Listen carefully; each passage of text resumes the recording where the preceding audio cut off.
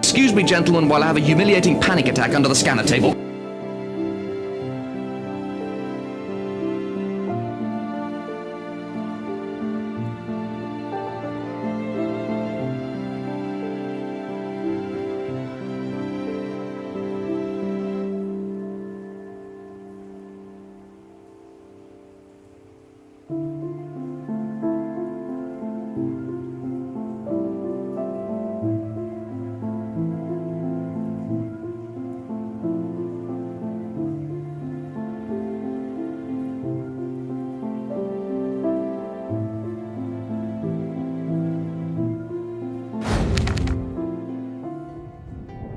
My friends, welcome back to the game library, where we give a voice to the voiceless games.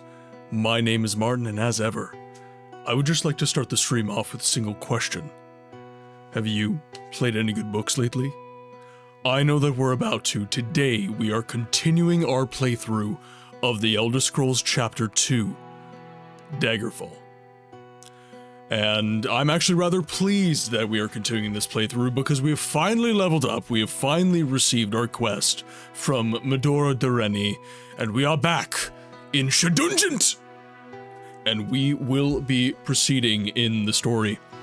Going to be in lurk mode for the first hour or so. That is all good, Dragon. Thank you for being here, my friend, and thank you everybody who has dropped in thus far. I see Razman, Brainrot, Muffin, Dev, Avalon. Finally made in time. You are like Gandalf. You're never late. You provide. You are never late. You arrive precisely when you intend to. Tripping over my words, dang it. Tripping over my words. Alright, question of the day is the first order of business, and this was from a member of the community. The Ore Baron provided the question of the day for today, and I actually find it a rather interesting question of the day.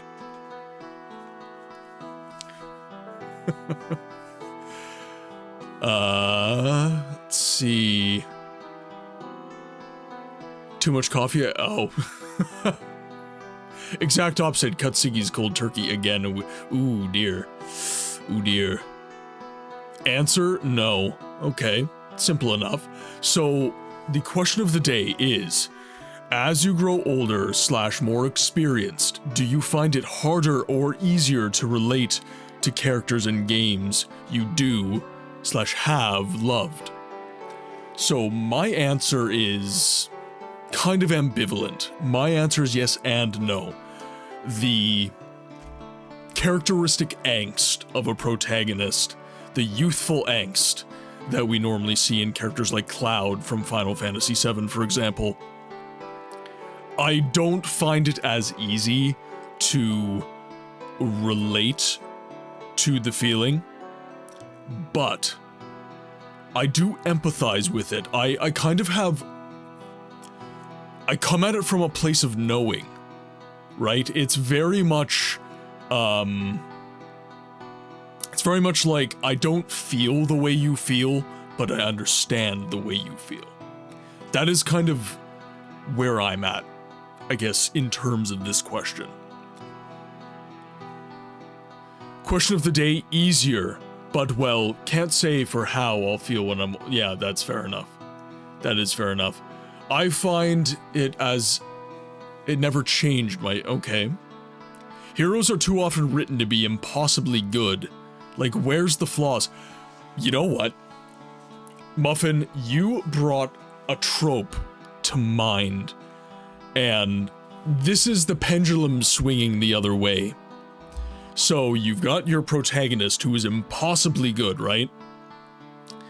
But then, a trope in modern media that I am seeing in movies now more and more often, frankly, since 2015, let's say, is the understandable villain. The idea that a villain can't just be bad, right? We used to have a very simple to understand interaction when it came to villainous characters within our media. Ganondorf versus Link, Bowser versus Mario, for example, just very infantile examples, right? But, it used to be that the bad guy was just bad, and it was okay for him to be defeated. I never felt bad about him getting defeated or anything like this, but now we have this trope that is occurring of, like, I'm just misunderstood. No, you're a homicidal maniac. You know, like, it's kind of... Welcome, Moon and Star. Eternal! Come to me through fire and war. Eternal! Welcome in, Raiders. Can I please get a response from my peeps? And Galactic Traveler, I did see you. Welcome in, my friend. I hope you are well today. Now, as we all know, and Raiders, for those of you who don't know, when the Daggerfall plays, we dance. And now we have 2 Daggerfall waves playing, so what I'm going to do is I'm going to do this. How can you kill a god? What a grand and intoxicating innocence. And now... I'm a god. How can you kill a god? Shame on you, sweet Daggerfall. I'm a god. I'm a god. And now it continues. I'm a god. The overlap has to be correct. The villain never sees theirself as the villain. Fair enough. Shame on you, sweet Daggerfall. I'm a god. Alrighty. And... Raiders, welcome to the game library where we give a voice to the voiceless games. My name is Martin and I am so glad that you are here this evening.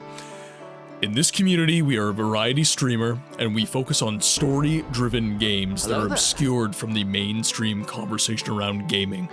And the voice is me. I do a little bit of voice acting in games that tend to have little to no voice acting to make them a little bit more interesting for you.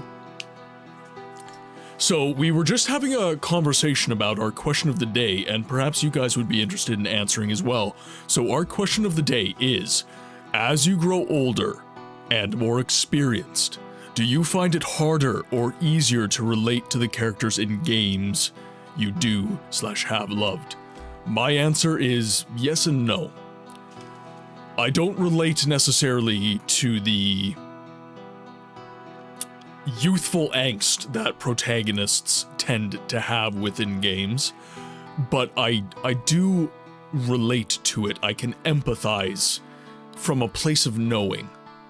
It's like, to put it simply, I do not feel how you feel, but I understand it, I guess is how I would put that. And then we kind of got into a conversation about how Muffin in the chat was saying that protagonists are kind of difficult for her to relate to because it's a situation of like they're too good. It's like they're impossibly good and how the hell do I relate to that type thing. And I kind of rebutted where there's this trope in the inverse of that, where villains, instead of just being bad, have to be some sort of tragic figure that is misunderstood. And that is why they are somehow homicidal maniacs. It's the same thing, but on the opposite side, I would say. Thinking about it, I think the growth of villains has started to have our heroes have flaws, though. That is fair enough. That is fair enough. I think that there is beauty in simplistic material like that, though.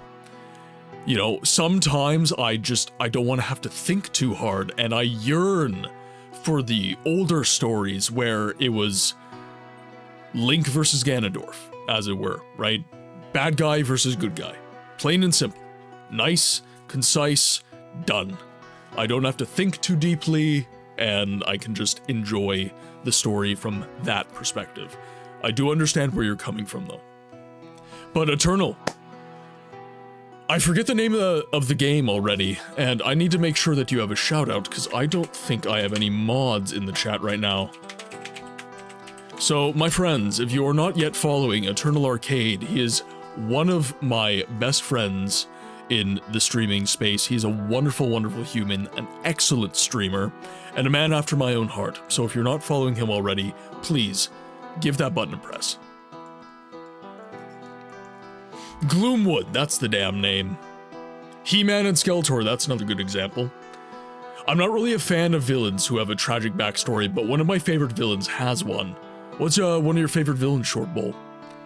I don't think I've played enough story-based games to have an opinion on the question of the day. But you have played some story-based games, so based off the story-based games you have played, what do you think? And you know, if you can't answer in terms of games, what about books that you've read? What about music you listen to? And that sort of Mr. Freeze is excellent, yes. He is excellent. Very, very good story. Oh yeah, totally. Like I said, nothing wrong. It can be nice. It can work really well. True. Yeah, I'm also very into lore. And Raiders, obviously, I don't want to forget my manners. I'm immersed in the conversation right now. If you have to raid and run, obviously, take care of yourselves. Get your snacks, get your water, get your sleep, whatever you need.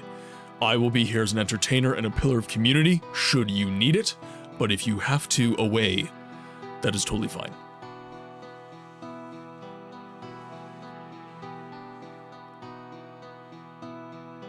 How? Well, Traveler, you just bring the raids. You just bring the raids, Traveler, and I thank you for it. The villain never sees theirself as the yeah. I think I've read that already. Let's just backtrack. Make sure I haven't missed anything in chat before the raid. I think we are good. I think we are good. Book shows, films, all, shows it. That is also true, yeah. Thank you for the kind words, sir. Thanks for dropping in earlier. I always catch an Eternal stream when I can, man. I lament that I've been so busy that it's been very difficult to drop into all of the streams that I want to. I'm turning into one of those people that has like 6 tabs open with all of his stream friends. And I only get to chat in a couple of them because obviously I need it to be a coherent viewing experience, so I have to pick like, okay, who's on mute today and just getting a view and who's getting chats right now. And it's hard. It's hard. I love you all dearly. This community has become very, very important to me. And this community is not just mine. It is shared with so many others. And Eternal, many of your people drop in on my streams. I pray that some of mine drop into yours, and it's something that's bigger than you or I. It's a transcendent thing, and I feel very blessed to be in the streaming space. It's been an odd journey, I would say, and now, I think as of tomorrow, it has been 8 months. I've been streaming for 8 months Nearly a year, everybody. Nearly a year I've been streaming. Razman's answer to the question of the day.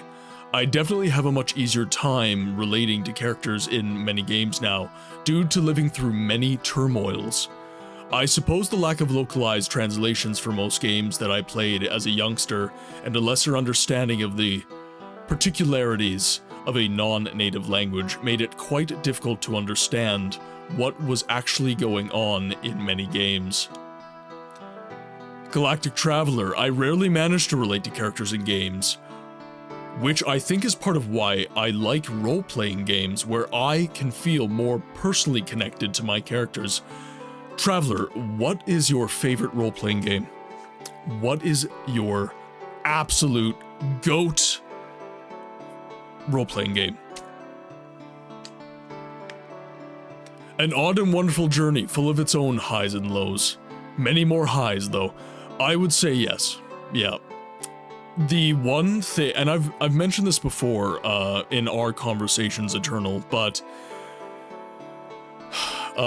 being a content creator is a fickle thing. It's a very fickle thing, and you can't tie up your self-worth too much in the views. You need to make it about the experience. You need to make it about how you feel after a stream. If you feel good after a stream and you only had 3 viewers, that was a good stream. If you feel bad after having 3,000 viewers, that was a bad stream because you are hung up on the numbers, and that is not... You need to come from a place of passion to do something like this. Content creation is not for... It's not for the faint of heart. It really is not. If I had to pick just one, I think I'd have to go with Fallout New Vegas. I don't know why, I just got so into that world and story so much more than I ever did in any other game. That's a difficult question for me as well. After I asked you, I started kind of mulling it over in the back of my mind. What is my absolute favorite RPG? I'm not necessarily an absolutist. I love nuance. And I can give you like a top 5 game, you know, but it's difficult for me to concisely pin down what is my favorite RPG ever. It's going to be a toss-up between... I can tell you this, it will be a toss-up between Dragon Age Origins, Mass Effect 2, and one of the Elder Scrolls games, likely Morrowind. Morrowind has actually felt very similarly in that aspect to me so far. Yes, because you were saying you had just started your playthrough. You've done up to House Telvanni, which tells me you're probably, depending on what order you're doing things, you're probably like 30-40% through the game. Exactly, and sometimes you feel good or bad about a stream and all sorts of weird... 100%. I have had days where I've gotten messages after the stream saying, dude, absolutely wicked stream, amazing stream, great job today. And I felt like I whiffed it. I felt like I did terribly. I guess I don't approach stories by trying to relate the characters to my life. I feel a little self-centered to try and insert my story into the characters' stories. I love the stories of different characters and love being... Sorry, I'm losing my track. Being immersed into the worlds. I live in the story as I'm experiencing it, but I'm not actively thinking of I'm personally relating to those characters. This probably makes... No, it does. It does.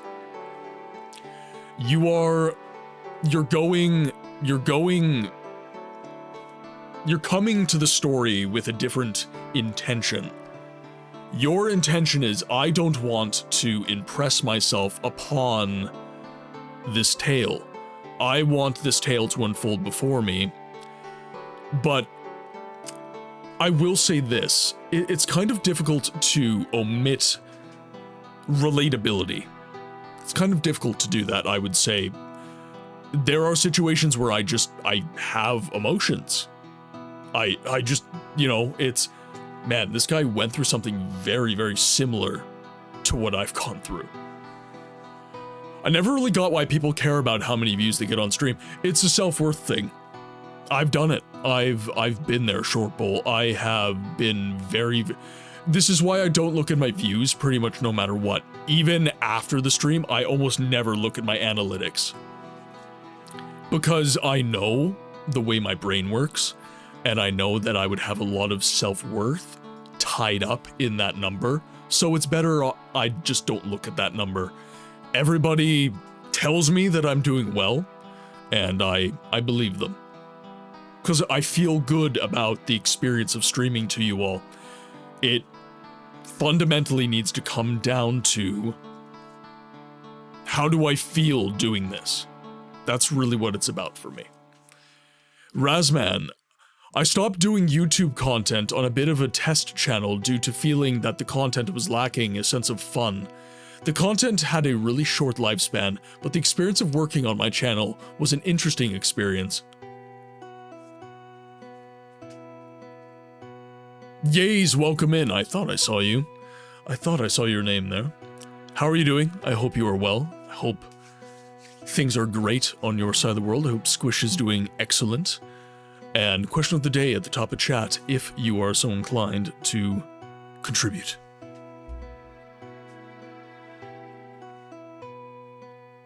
Muffin, I love exploring worlds and stuff, but I'm not trying to be the main character in the books, right? Like, I want to be able to relate to them in some way, but not be them. Yeah, absolutely. Traveler, what makes New Vegas and Morrowind so good to me is that they present the world and setting and let you interact with it and form your opinions on the setting for yourself, instead of viewing it through the eyes of someone in that world. This is something that... I actually posted a short on this similar topic today, I would say. And that was the idea of hand-holding within games. So I use the kind of the quest marker analogy to speak to this point.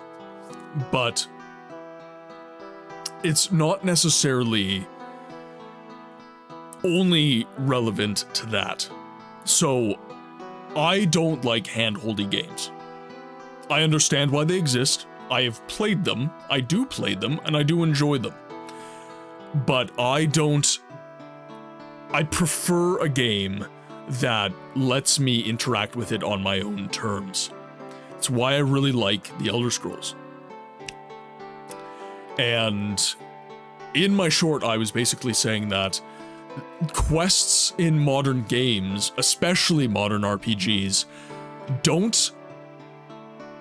it's an interactive movie, is what it is. You are carrying your character to the next scene because you know exactly where to go. There's no kind of generating your own story. You can choose what branch of the story that you will go down, but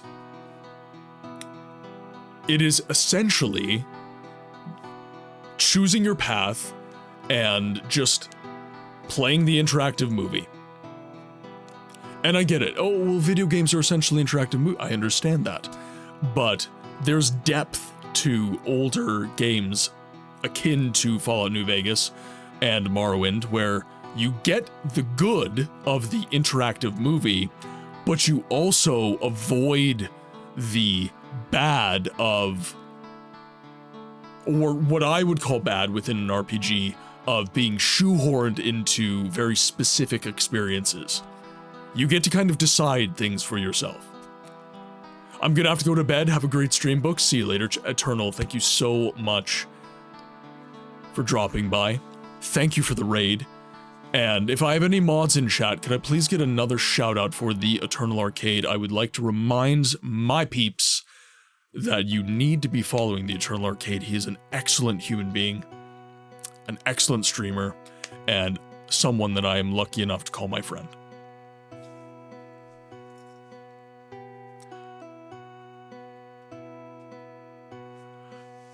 Like NCR versus Caesar's Legion, for example, many other games would just tell you that the NCR are the good guys and Caesar's Legion are the bad guys, but New Vegas lets you listen to their arguments and weaknesses and decide who you agree. Yeah, absolutely.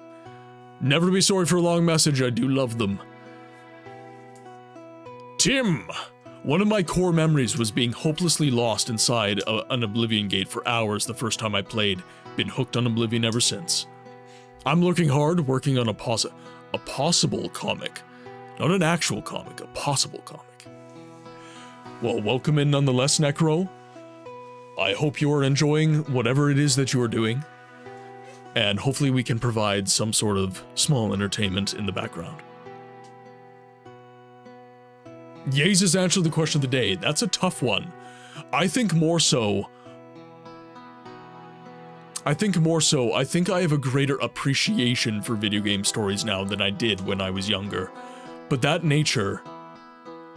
that nature, and because of my life experiences, I feel like I can relate more to characters with rich but realistic backstories. However, the flip side to that is that I feel like I am much more detached. In the same way I love films, I tend to get to a point that tries to understand how games and movies are made. From it, I get more appreciation. Yeah, it's kind of similar to my answer, right? It's I empathize from a place of knowing. I don't necessarily relate directly to how you feel, but I know why you feel that way, Mr. Character. Tim's answered the question of the day. I'd say I used to relate more to the angsty protagonist, but now I can take a step back and see the whole story as a whole, and now the specific scenario affects the characters.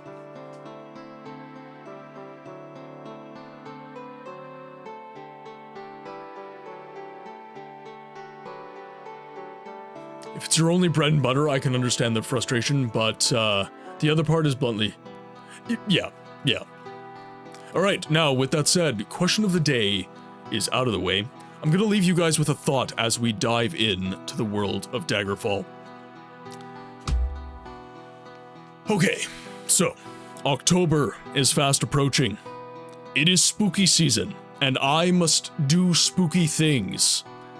As a result of it being spooky season, I am looking for game recommendations for the Halloween season. We are going to be replacing one of the standard rotation games with a Halloween game. How spooky do you want? I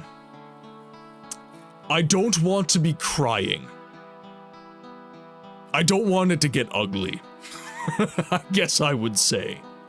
Yeah, like I'm Alien Isolation, that kind of vibe, Dead Space, Resident Evil. Do you want an obscure spooky game? So I was talking with Eternal about this in his chat prior to starting the stream today. The game is called Obscure, excellent. But my favorite horror franchises are very well established. People know about them, people like them. And from a stream perspective, that would actually be a good way to grow the stream. Streaming a game like Resident Evil 4, for example, that would arguably be a good way to bring people into the fold and kind of tell them what we're about as a community. But at the same time, there's a lot of really good niche, obscure horror games, and the whole kind of shtick of my channel is to give a voice to those voiceless games, to make sure that the games that don't generally get a lot of love, but obscure is a Resident Evil type game, but obscured from the main media. Okay. Muffin also recommended some games for me, so I'm gonna be, so I'm ultimately making the choice. This isn't actually gonna be a community poll. I'm gonna kind of just absorb all the information, and then I'm gonna pick the game for myself, especially if it's one I haven't played before, because I want to make sure that it's something that, I want to make sure that I can actually play through the game and enjoy the experience. But with that said, I leave that as food for thought for you lovely people. Horror games for books to play for the month of October. And it will be the entire month. It will be every week we are throwing a horror game into the rotation. So with that, let's dive into Daggerfall. Alrighty. So, we have returned to Shedunjit. Why am I dying? Son of a bitch. That's not embarrassing. Great way to start the stream, guys. Show us your dick! Not now. I just died. It's, Masera. It's not the time for that. Ah, yes. Pro gaming. That was easy. Right. Oh, shit. God damn it. Somebody, please! Where did you come from? Get this man a potion. I wish I could, but I got no mana. Oh my god. Oh god, this is not good. Where am I right now? Okay. Exit for the dungeon is nearby. I'm very low on stamina. I may die. Okay. That was close. I almost lost my cool there. Right. Squish, welcome in. Pro game. What a time to join the stream. Such is life in Daggerfall. Such is life. Scourge, welcome in, by the way.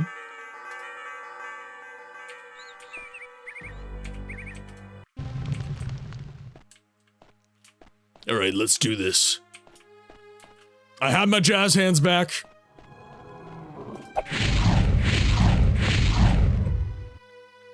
Nice.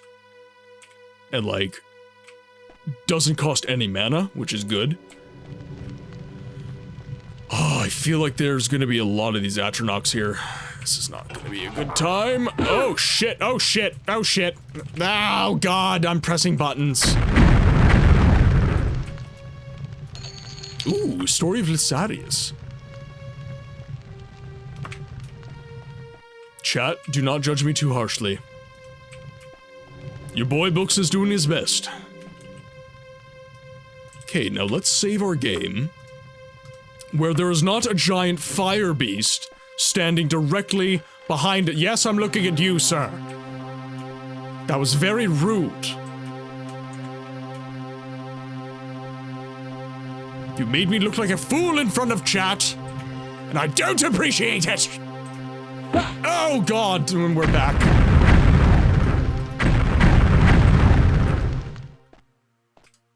Well, at least I'm getting gold from this. There is always a silver lining. See, now I don't know if I need my fire spell or my frost spell. That barely costs any magicka. That is actually very good. That's an excellent spell. Jeez, I wonder if I just keep using this.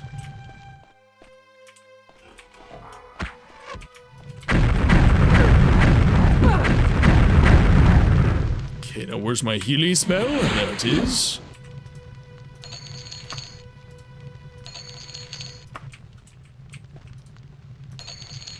What should be a book's quote? Be specific, Razman. Also, if you want books quotes, you could always do exclamation point clip in the chat. And that, I see you. I see you over there. You ain't slick. Okay, let's see where we're at here. Alright, so dead end. It's the way up. Oh, I don't appreciate it. I didn't. It's very rude what he did to me. Ooh, we do love a secret tunnel.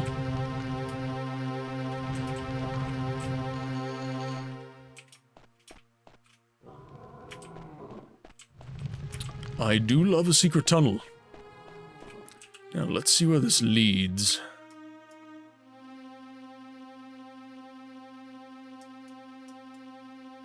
Okay, very weird. Wait.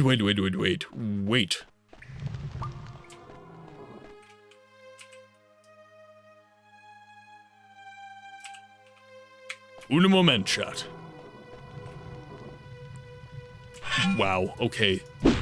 So many secret tunnels. Yeah.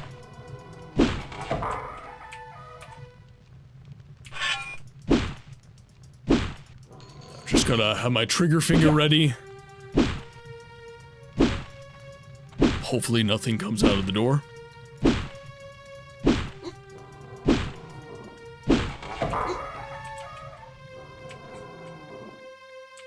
Okay, why do you exist?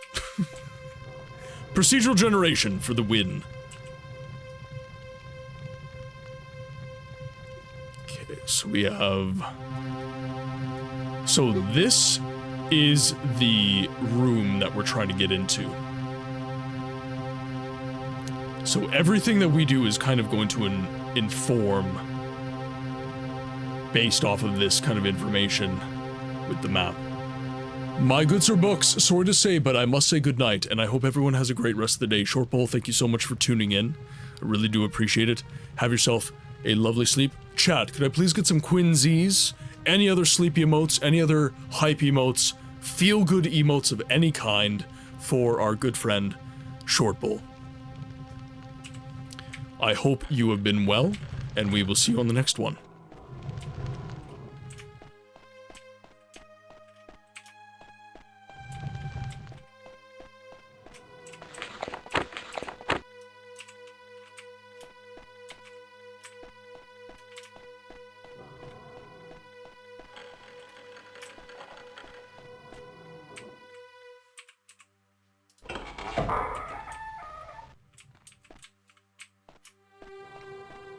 Okay, this dungeon's been clapping my cheeks right now, so I need to be very careful.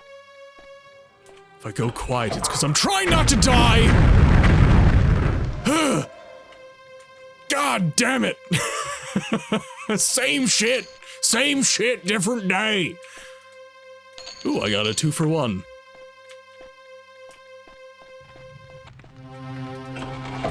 Oh my god! God damn it!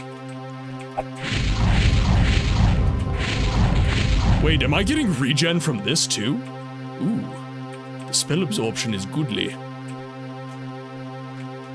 Okay, I am saving the crap out of my game right now. Huh. It's fine, chat. I'm keeping my cool. We're keeping our composure. This is a deathless playthrough. I repeat, deathless. I haven't died once. I am the best at Daggerfall.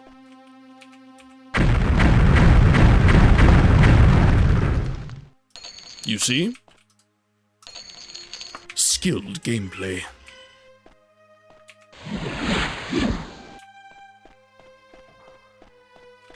Okay, so we have another dead end.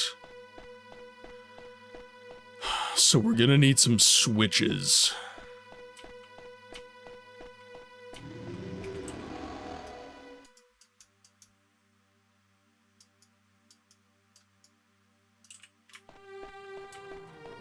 Let's head up here. Oh, well, would you look at that?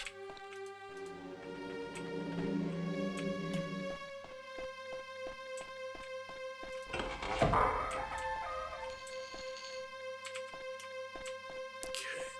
Let's see. We had a divergent pathway, so I kind of want to...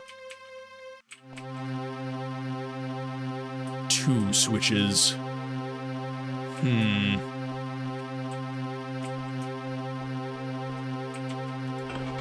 That infers puzzliness to me.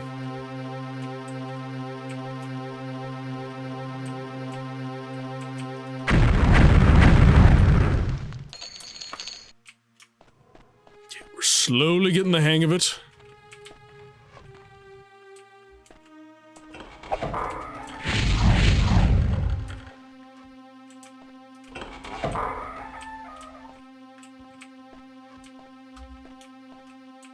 Okay, a bunch of just random rooms down here. Oh, this is a big dungeon.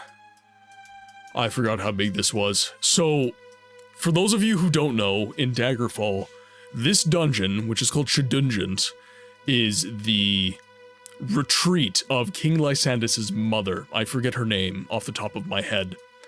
She has gone mad. Or at least, I think she has.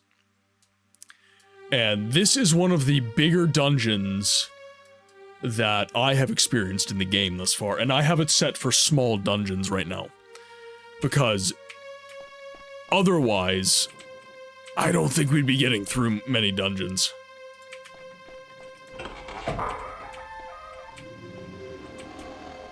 This game can be very, very cumbersome in that way.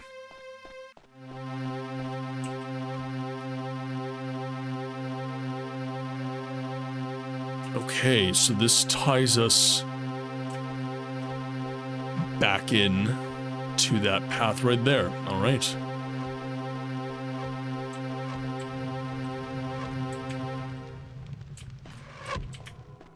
You guys can just fight each other. I am A-okay with you fighting each other. I will have to find a place to sit down shortly.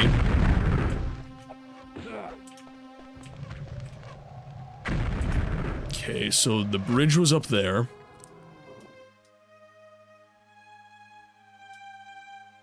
Yes, okay, so the bridge was up here. There's the dungeon. So yeah.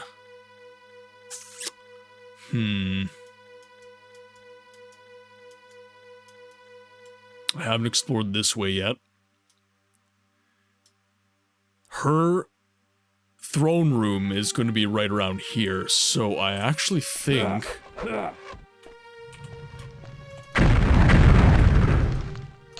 it's within my interest to go this way. So let's give it a whirl.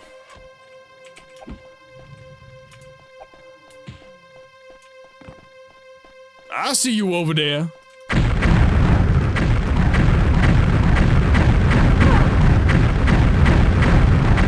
Jeez. You have too much health.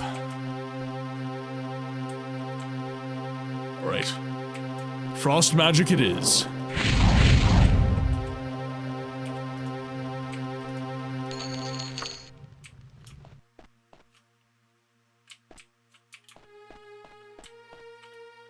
That lady was literally... She took a ridiculous amount of damage.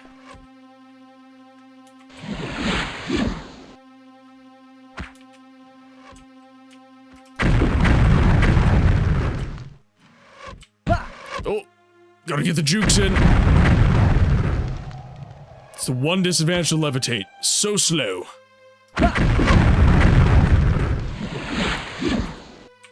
I'm becoming quite a proficient mage. Quite strong.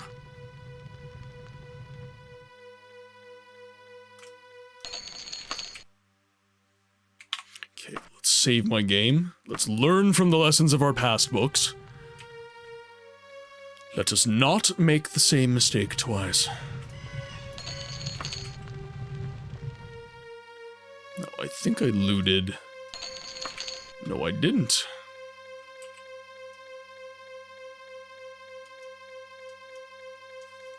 The comic I'm working on is about a Pokemon battle where one kid summons Missing No,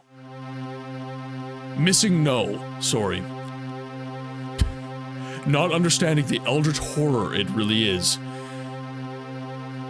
He ends up wiping the enemy's Pokemon from existence with it. Then he celebrates about being the champion, as Missing No continues its rampage, nuking the enemy trainer and the whole arena. So it's a Pokemon horror story is what you're saying. Rainline, my man! How we doing? I am doing very, very well today. Work was a bit of a slog, I would say. but it was not a bad day. It was kind of one of those days that just kind of, like, went on forever. Just very monotonous. More a dark humor. Ah, I see. So kind of like, and you might not enjoy this content, so I apologize if you find the analogy vacuous, but, similar in my mind to, like, the Game Grumps short animations, or, like, Dominic Fear, like Dr. Octogamopus, that sort of thing. Kind of those humorous short animation comics or whatever.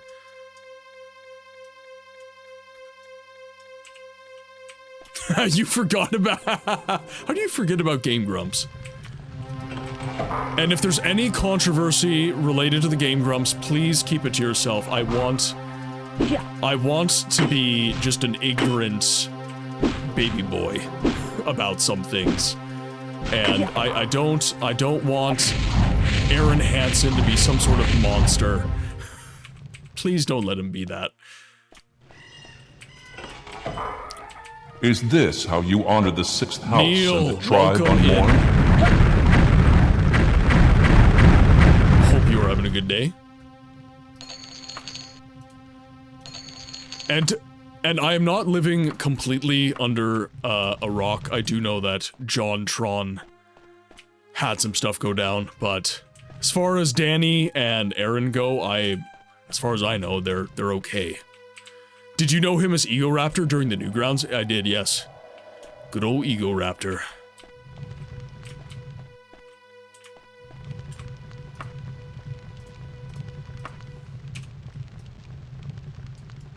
Blasting hardstyle EDM and making grandma's wontons.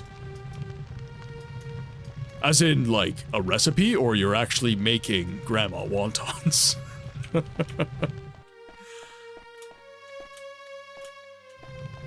I'm assuming recipe. That is my assumption.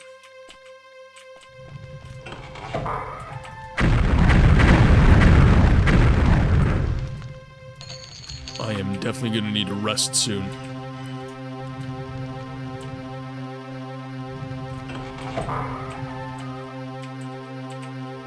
I actually haven't listened to EDM in a long time. For me these days, it's been mostly classic rock. I've actually started listening to, and this is...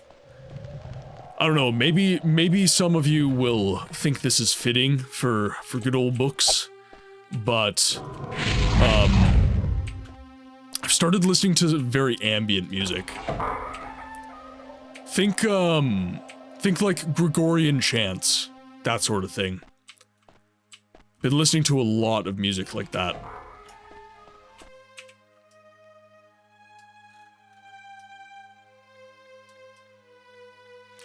Me neither, which is why I'm listening to it now, feeling very nostalgic right now. I imagine if I whipped out some, like, DJ Satomi, DJ Manon... I'm giving myself massive nostalgia just remembering these names. Yeah, Satomi, Manon... I grew up during the dubstep days, so of course there was Skrillex. Have you ever partaken in Boards of Canada? I have not. Explain to me what the hell that is. Spider, welcome in. I'm sorry I missed you. I was reminiscing.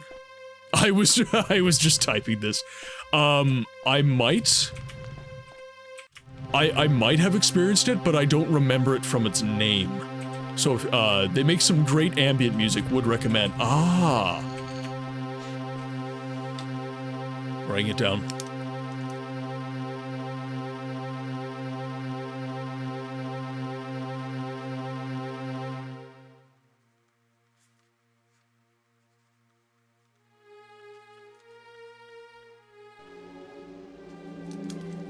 It is written down.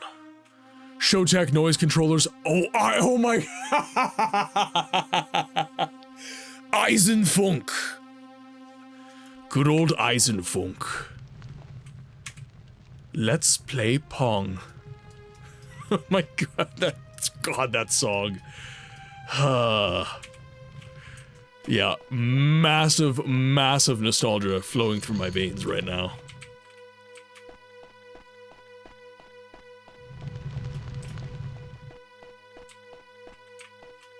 I'm sorry. Oh, okay. Good. Okay. So, what I do from here... I'd like to take this time to remind people of the size difference between Daggerfall dungeons and Morrowind dungeons. Absolutely, yes. There was a very different philosophy, I'm sure as you know, Ogre. The making of Daggerfall, Julian LeFay and Ted Peterson, who were the fathers of the Elder Scrolls. Julian LeFay, for some reason, has been solely labeled the father of the Elder Scrolls, and may he rest in peace, the man is a legend. But Daggerfall's philosophy was so different from Morrowind. Morrowind was all about tight narratives. Very, very curated game was Morrowind. And Daggerfall served a completely different philosophy. Daggerfall's philosophy was the player had all of the power, essentially. The entire game was procedurally generated. I'm glad you chose to acknowledge me. I was in the process of channeling the ancient Agarthon spell, which would have cursed you and your descendants for 1,000 millennia, with plagues of flesh eating arachnids from the ancient crypts of Egypt. Good choice. This is why we acknowledge you in the chat, Spider. We don't want spiders in this dungeon. It's happened every Daggerfall stream where you've shown up. I don't want it happening again. We are done with the spiders. Shit. There we go. Ooh. Okay, something moved. Right. Ah, right. We're slowly opening up the dungeon.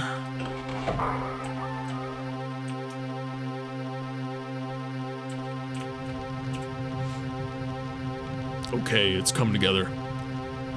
However, there is no wrong time for Dagoth Wave. No, there isn't. And I have a feeling we're about to experience some after I die of exhaustion. Let's rest. Then we'll save our game. So, Ogre. I've asked this question in the past before, and I don't think you were in chat at the time. What is your preferred style of game? The procedurally generated massive world, where you have all of the power as the player? Or do you prefer tightly knit narrative structures, where you have control within the world, but largely you are experiencing a story that someone else has written? The whole point of Daggerfall was the story kind of moved you forward, but you ultimately were the master of your own destiny, the master of your own story. The game was essentially your dungeon master, is the way Julian LeFay conceptualized the gameplay of Daggerfall.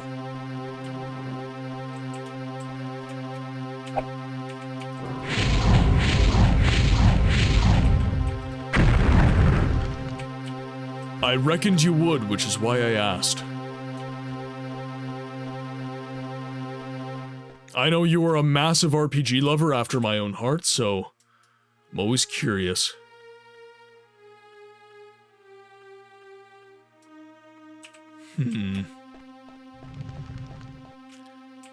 He has a RuneScape account from 1995, that's all you needed. That was the year I was born.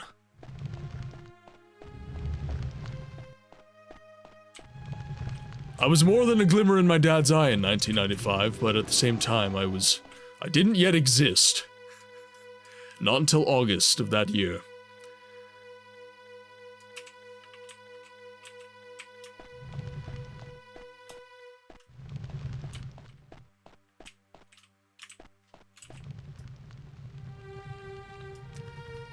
I am a wee baby, indeed.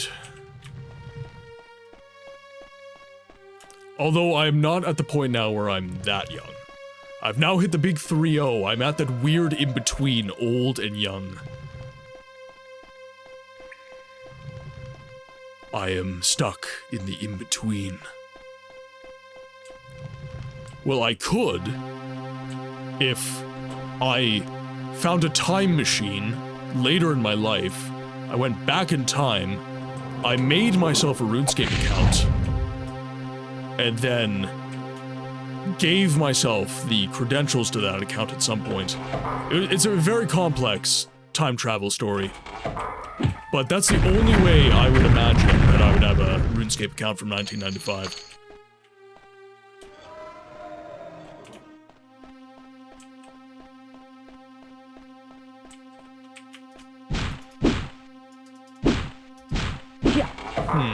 Oh, hello. I mean, knock.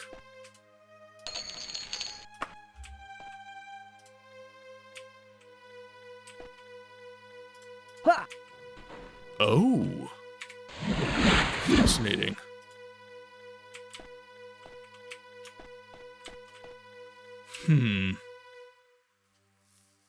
John Connor sending back his father who's younger than him. I was also thinking of the story from Red Dwarf, where Lister went back in time to deliver himself underneath the pool table where he was found by his adoptive parents, bringing his life literally full circle. I'm sorry, I love Red Dwarf. It's my favorite. Yeah. I know some people think it is just the worst show, but I absolutely adore it.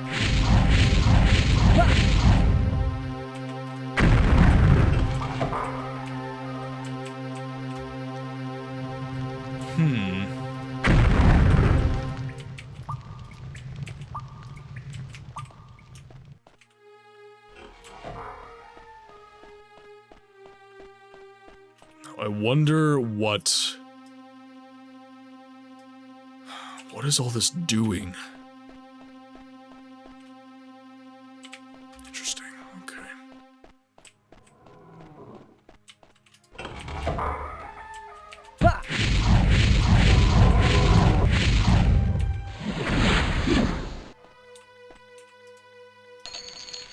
Ooh, bracelet.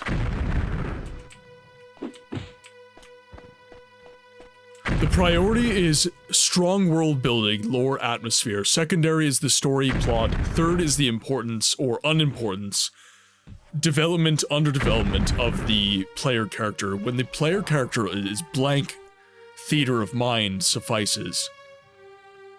When the player character is blank, the theater of the mind suffices, like an extension of the philosophy of how people do not like voiced player characters. So, I would say, perhaps you would disagree with this, and perhaps many of the members of chat would disagree with this. I actually don't think that that is the case anymore. I don't necessarily think it is the case anymore, at least within contemporary generations of gamers, that they don't enjoy voiced player characters. You're seeing this, especially in the RPG genre, where characters like Ciri and Geralt are the protagonists of very, very popular games, and you're finding games like Dragon Age Veilguard are kind of falling by the wayside. And there's many reasons that contribute to this. Cyberpunk 2077 is another good example. Yes, Red Dead Redemption 2. I don't think this is necessarily the case anymore, where people no longer appreciate a voiced protagonist within their game. It's kind of the old school generation of RPG lovers that are of the ilk that like to have a blank canvas with which they can create their character. Now, The one game that proves all of what I just said completely wrong is Baldur's Gate 3. If you take Baldur's Gate 3 into account, my take is completely invalid.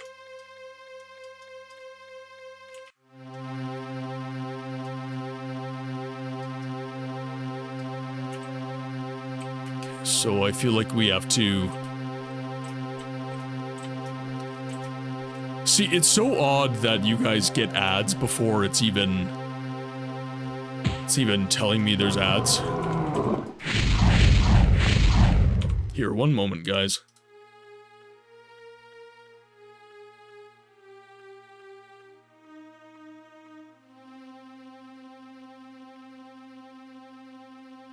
There we go.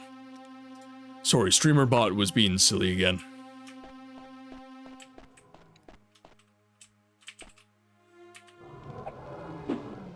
Yes, fight each other. There's another naked Nord. There's another one. Shit! Where do you come from?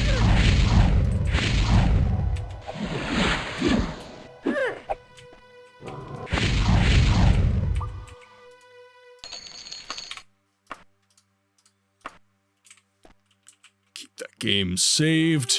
Alright, we'll make our way forward here.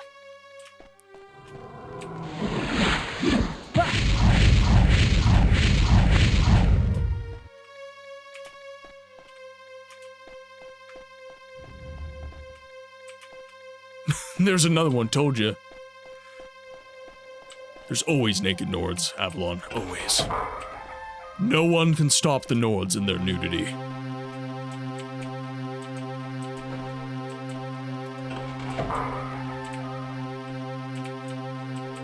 What was that other anime, Spider, Razman? If you're Keanu Reeves fans, what was that other animated film he was in? It was very recent. He played, it might have been Love, Death, Robots or something like that. But, he was playing like this, mech pilot.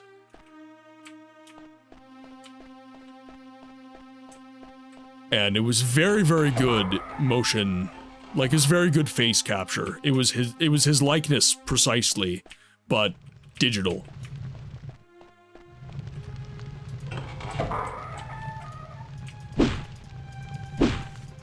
Let's open this door up. Welcome back from ads, everyone. Sorry about that. StreamerBot was not online for some reason, and I needed to reboot it. Holy crap. Okay, we're gonna do a little rest until fully healed here.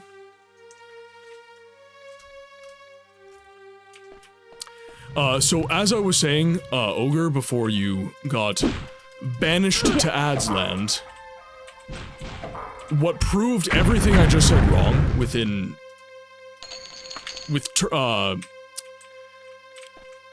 my words are getting mixed up. In terms of the protagonist statement that I made, the one thing that proves me patently false is Baldur's Gate 3.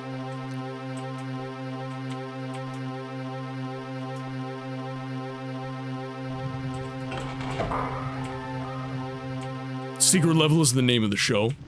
Oh, okay.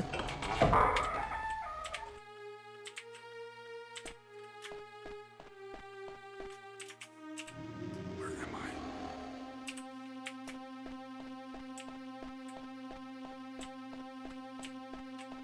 I'm getting so turned around here. No, we're good. But have I been here? Dragon, welcome back. Hello.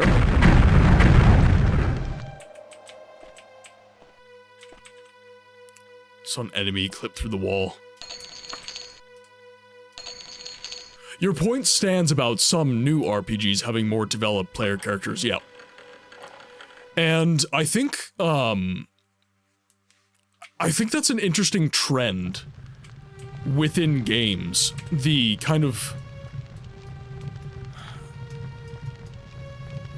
the, abandonment of blank slate player characters within RPGs in favor of kind of more developed characters like V and Geralt and stuff like that. Shale, welcome in. I miss Werner's so much.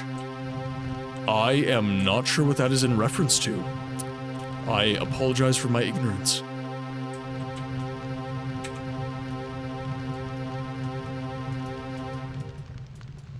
What's Werner's?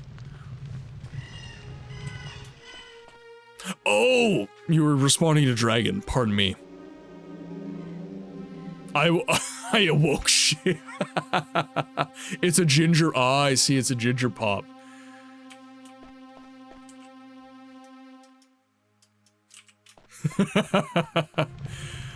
It's a ginger ale native to Mitch, I see.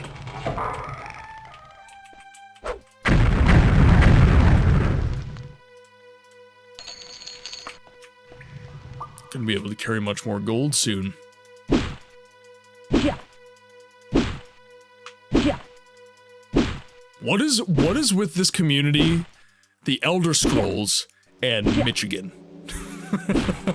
Specifically Michigan.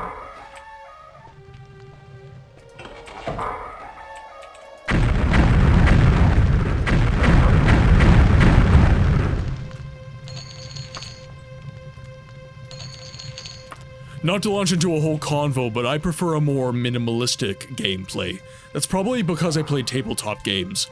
Kind of the point of RPG in my mind, but to each their own. Define minimalistic.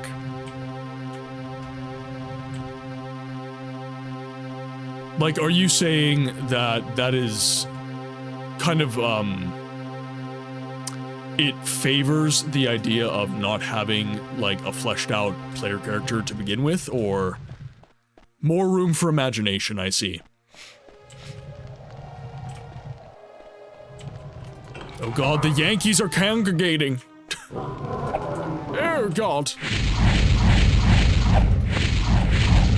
What will my Commonwealth self do?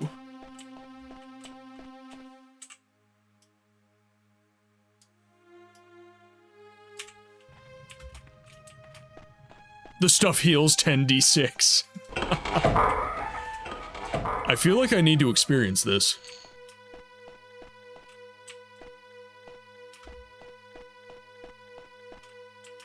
Calling us Yankees is an insult. Either call us Youper or Troll.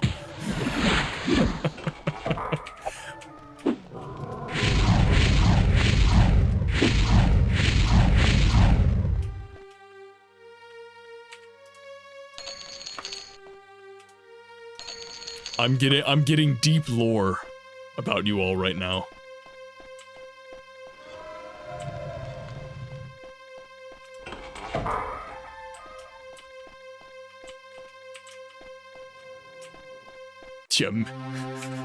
Youper, Troll, Minnesotan.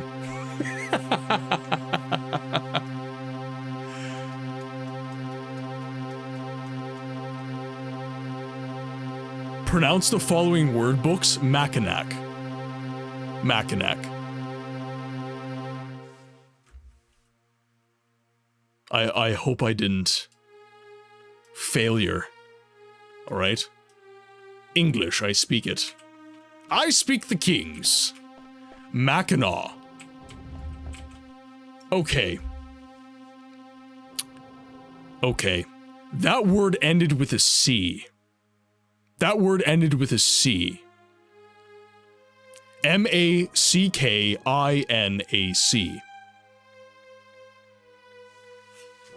How was I supposed to put an aw at the end of that word? I'm sorry I have failed you all, but your weird America magic is...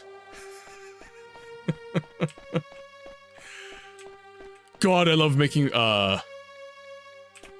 my husband fails a lot too.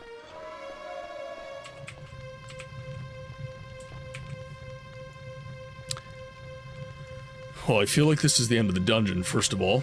So let's save our game.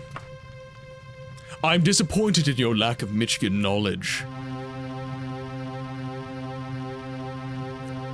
Y'all got towns in Canada named Emo, Dildo, and Come By Chance. Don't give a shit about our... Was I giving you shit? Was I being evil?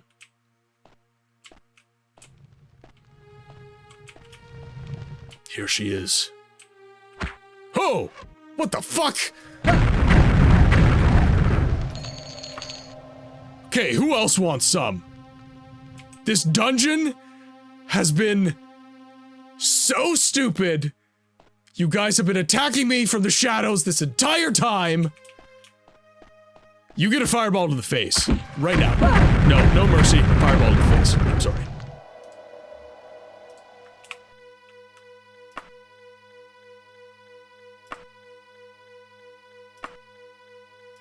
I guess we'll equip that?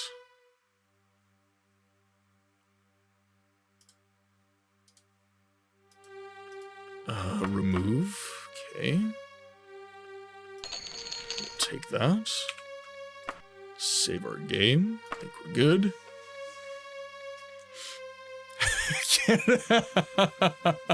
You know what? There could be an entire just chatting stream based on the ridiculous names of various locations throughout North America.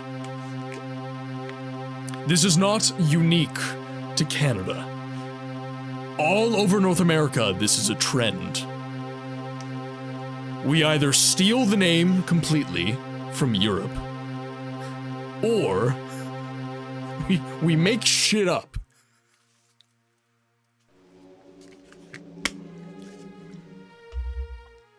I always laughed when I was living in Oklahoma, because there was some, I forget, it was the Canada River. They called it Canada River, and I'm like, we are in the deep south of the United States. Why is there a place called Canada River in the deep south of the United States?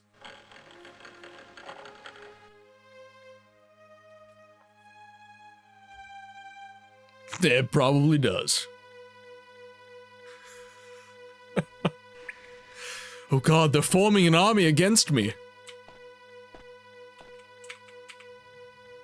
Nulfaga.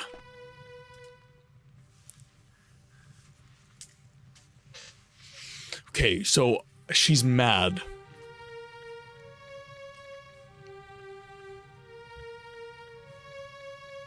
What do I want to do for her voice?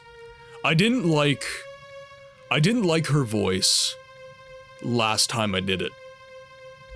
I didn't like her voice last time I did it, so I gotta think of this.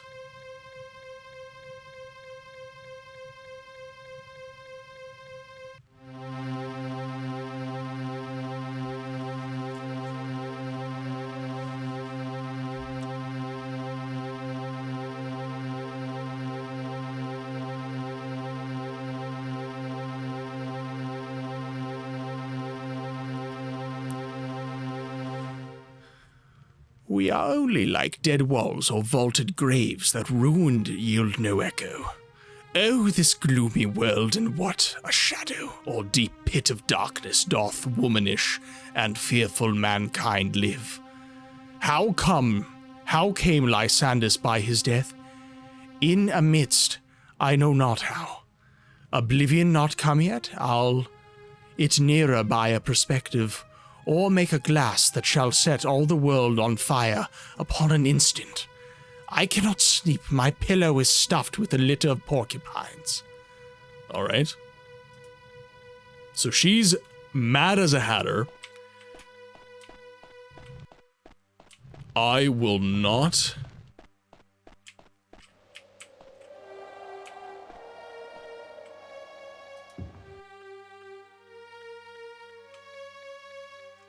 Sec. My webcam was in the way. Command me, and entry shall be yours.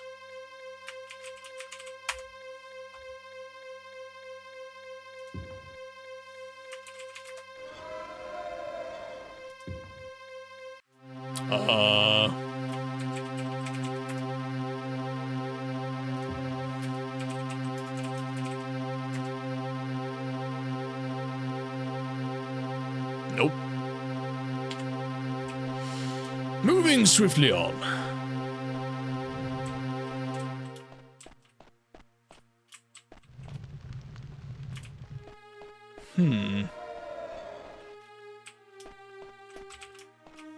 Okay, so let's see here. So we have to find the unicorn's horn ourselves because she's insane. Are you kidding me?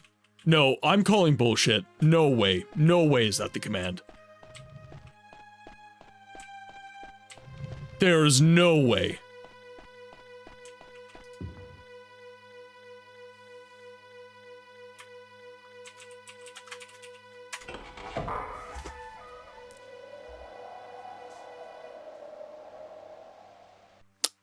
All right. I'm wrong again. The Elder Scrolls is a meme.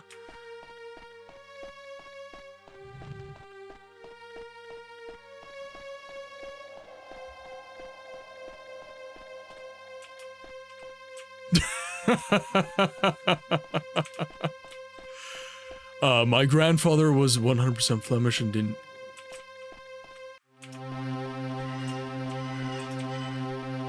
Poutine Crazed, welcome in. Hope you're having a good night. Hope things are well.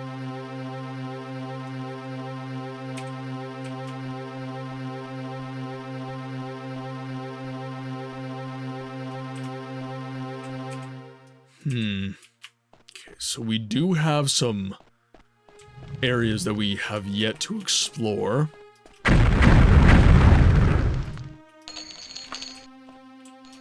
Getting rather encumbered now, though. Yeah.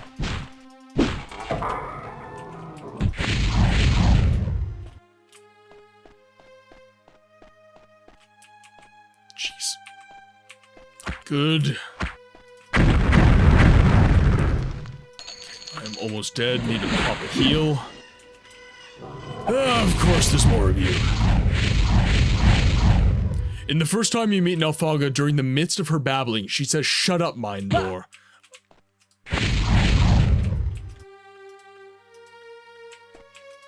Need to pay attention. Old game. Need to pay attention, Martin. Yes, hello. I'm very sorry to bother you, but do you mind saving your damn That is a king? very good idea. I did save shortly after Nilfgaard, so what wouldn't be too bad, but... Okay, we are slowly becoming rather encumbered.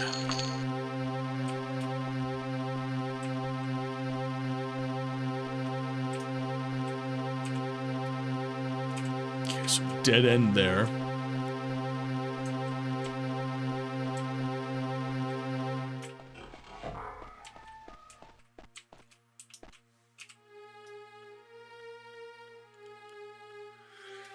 Okay, so where...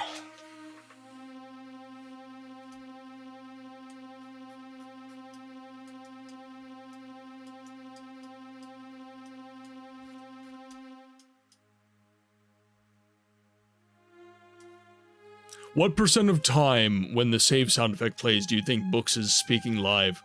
I'm at 100% when I'm not staring at the screen. Sorry. What % of the time when the save sound effect plays do you think Books is speaking live? I'm at 100% when I'm not staring. It's easily missable since it seems like seemingly nonsense with the rest of it. That is true. But still, you need to pay attention. It is an old game.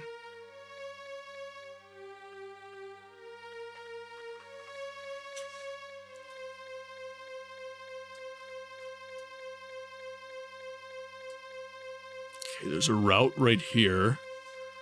Let's keep making our way this way.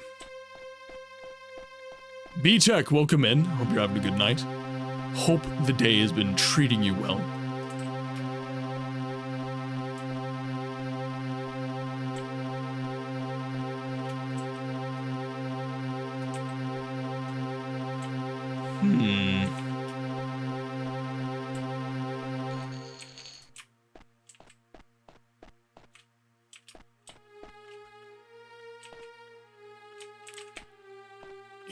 rest. Okay. So that lets me make my way down this way, up and through. Then I can get into here. Okay. Can also make my way this way.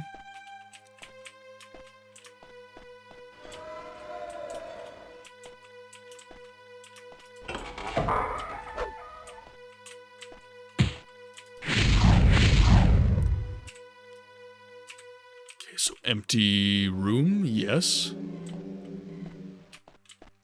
Not to say that anything Nilfgaard says is nonsense.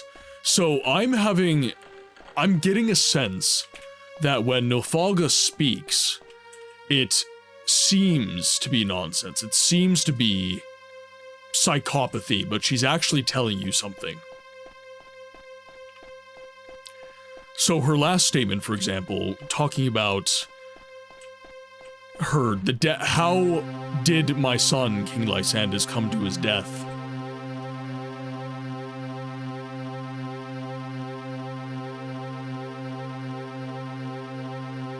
Might not be able to get down there from here.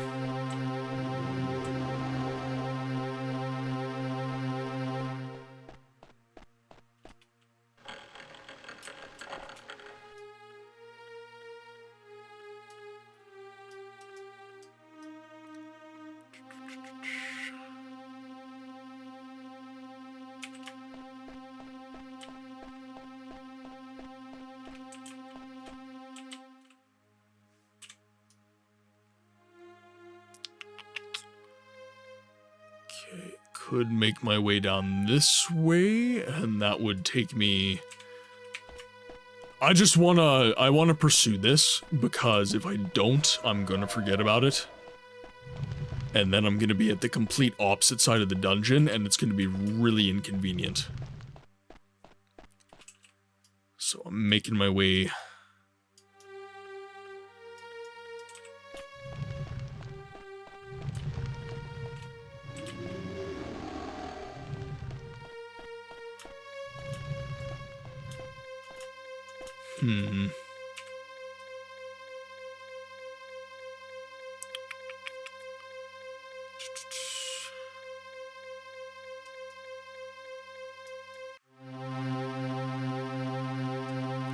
Trying to get right here.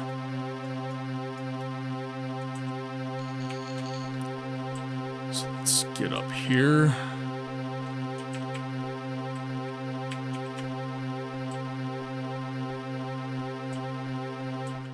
Yeah, right here. Boom!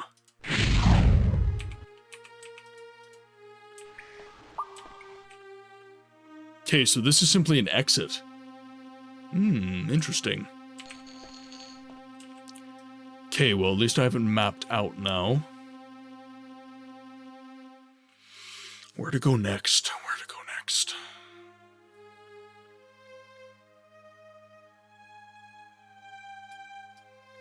If I was the horn of a unicorn in a massive labyrinthine hellscape, where would I be?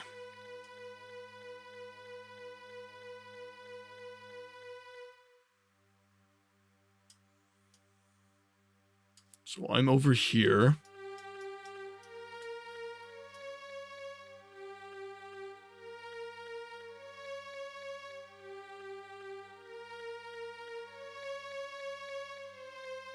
Sorry, I'm just thinking.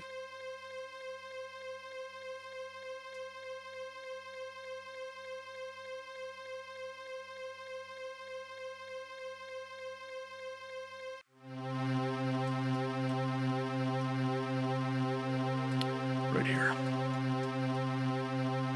Yep, right here. So let's go this way. Okay.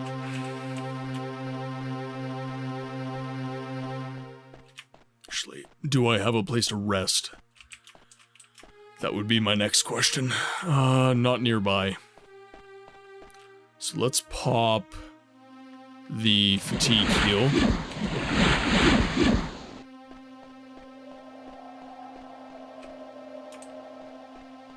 Free thinking can be dangerous in these medieval times. Ben the witch! It's me, I'm the witch.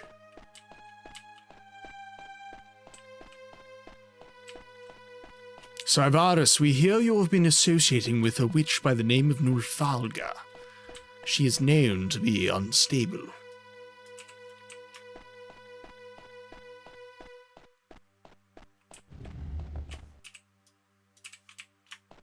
Okay, haven't gone this way yet.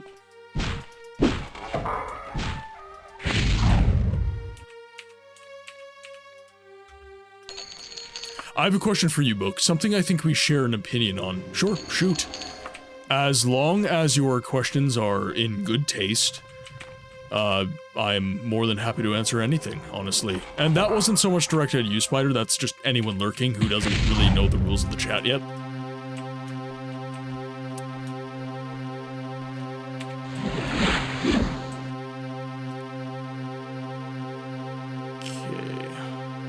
Sarvaris, oh, how you have fallen from grace. Oh, God. Oh, look, man, it was a large dungeon. I wasn't sure I'd ever get out.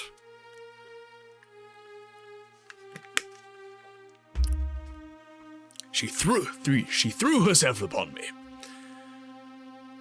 Okay, so that was not what I hoped it would be.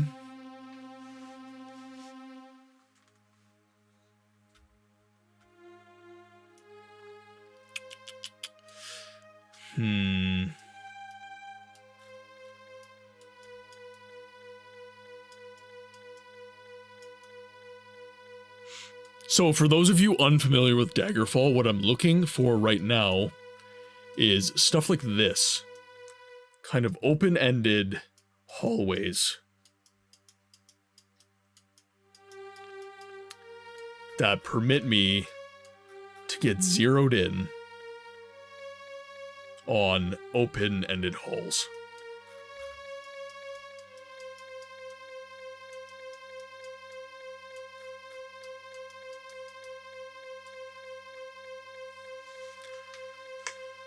When you read books, actual books, are you ever upset with the interpretations when they make it into the screen? I definitely play a movie in my mind, and there are some movies and shows where I'm just like, no! Absolutely. And anyone who says that that doesn't happen is selling you something, I would say. When it comes to the translation of film to the, when it comes to the translation of books to the silver screen, it is inevitable that stuff will have to be abandoned, as the depth of a book is just leaps and bounds better than anything that you will ever experience in a movie, in film. The only advantage of film, of cinema, is it's less effort, honestly. And it allows interpretation of the story. But that's a double-edged sword, as you were kind of elucidating to. For me, I try not to get too, tied up in my emotions about such things. This is my next route. I just accept that this is the reality. And I try to enjoy it for what it is. Tom Bombadil is actually a great example. There's lots of stuff in Lord of the Rings that actually didn't make it to the movie, but I would still argue that the Lord of the Rings movies are good movies. I have issues with the Hobbit movies, I would say, but the actual Lord of the Rings movies, I would say are good. I enjoyed them. It's too late here, I need sleep. Sheo, if you need sleep, please. Do not let the stream stop you. Get the rest that you need. Have a good night. Chat, could I please get some sleepy quins, some feel-good emotes, anything you guys got for Sheo? thank you for being here. Thank you for contributing to the stream as you have. Thank you for unlocking the Michigander in so many of the members of chat and having them gang up on me.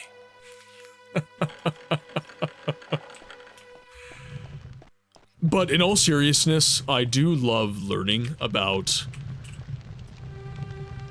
kind of where you guys come from.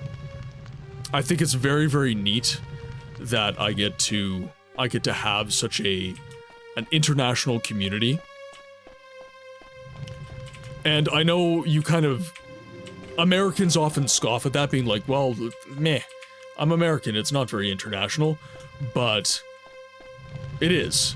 I'm Canadian, I'm not American, and yes, I am closer to Americans than I would be to, say, Europeans, but it's still a very wide-reaching community that I've developed here, and I'm glad for it. You need a drink of Werner's. Once I heal, because one thing, I don't have him, like how bad's the carbonation, I guess would be my question. Because I do need, I can do a soft drink, like I can do a single soft drink within like a few days, but if it's like really hardcore carbonation, then it can upset things. And I would not like to be ill on the stream. But when I heal, I will definitely have a Werner's. I think I found... Yes, right there. About as much as a coat. Oh, well, I could probably handle that then. I could probably handle that.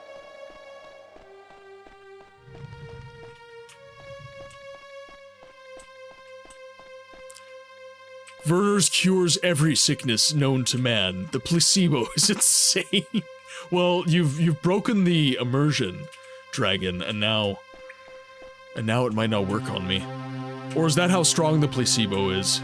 Even if I know about it, it works. Malthus, welcome in.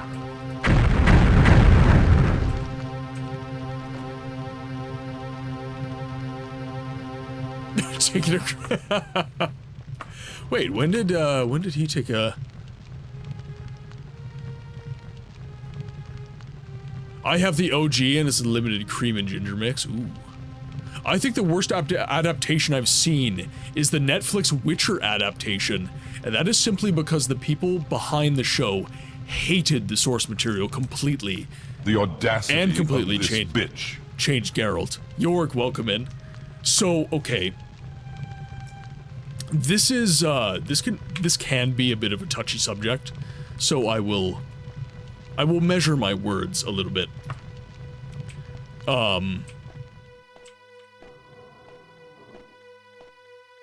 gonna think about this for a sec.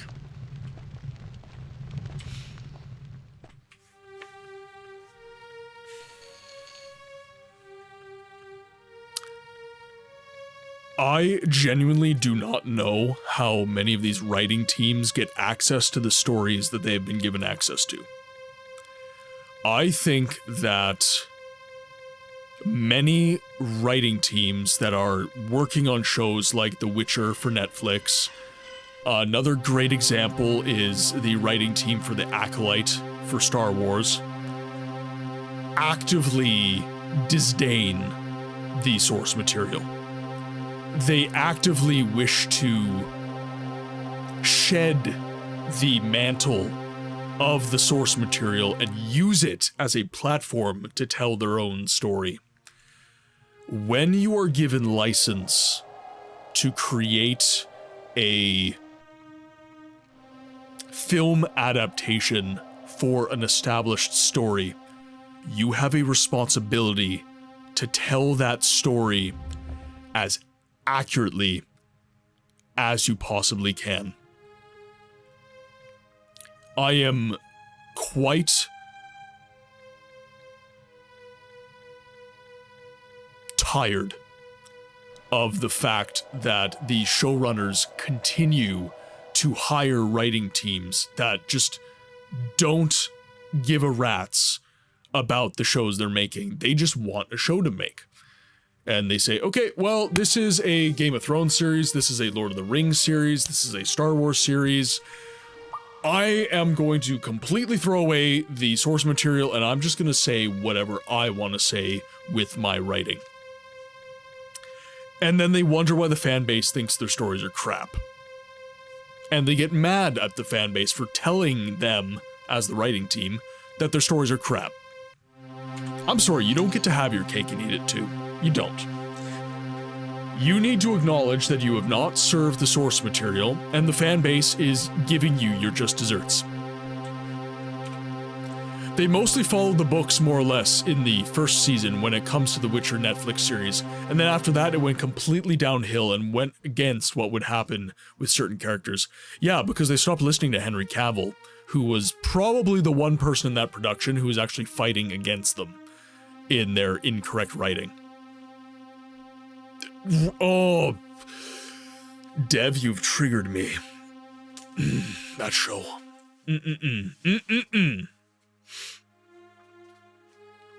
Sarah Hess, one of the showrunners for House of the Dragon, same exact thing, yeah.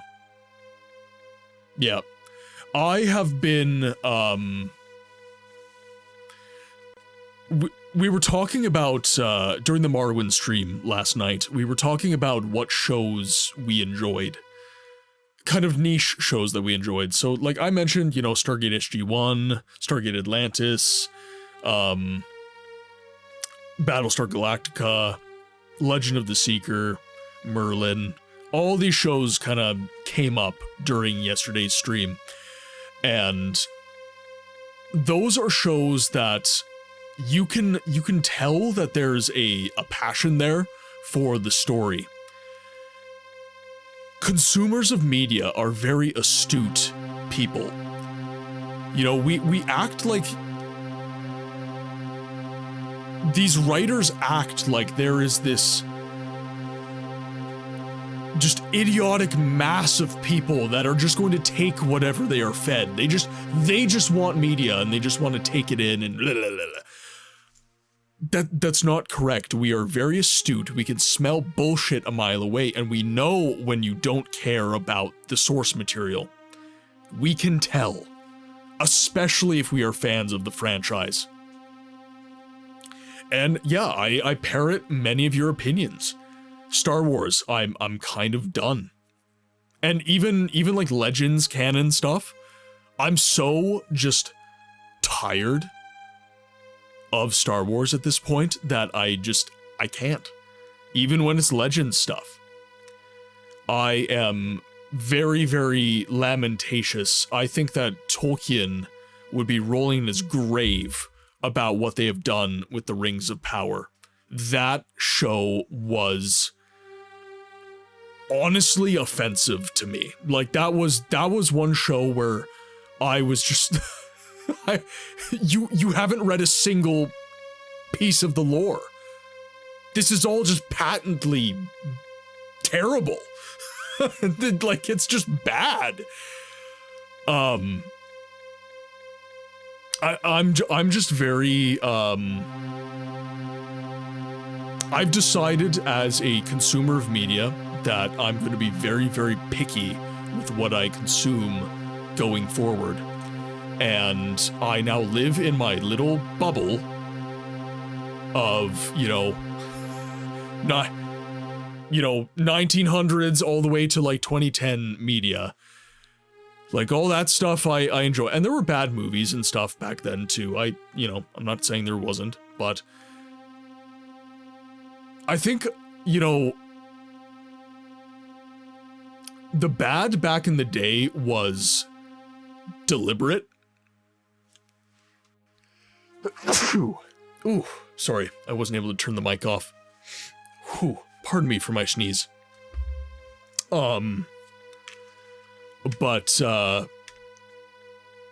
yeah, I think the bad films back in the day, like, it was kind of like... It wasn't accidental or anything, but it was definitely like...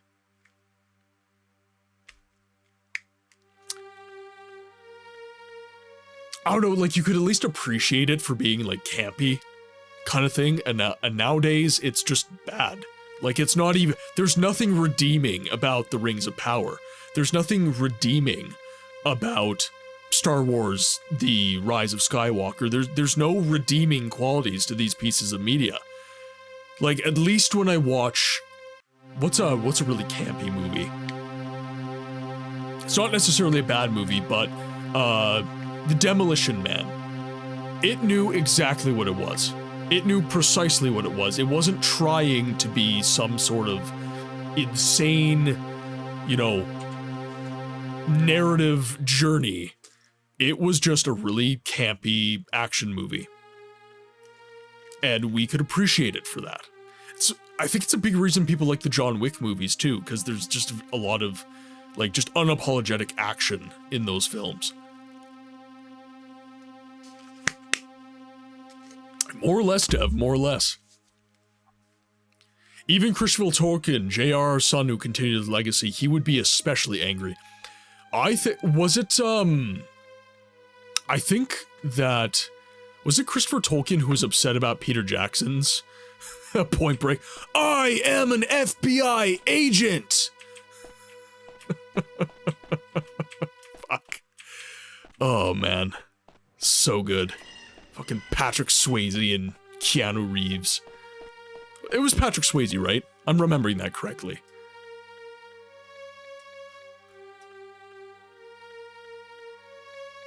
But yeah, hopefully you guys take my point.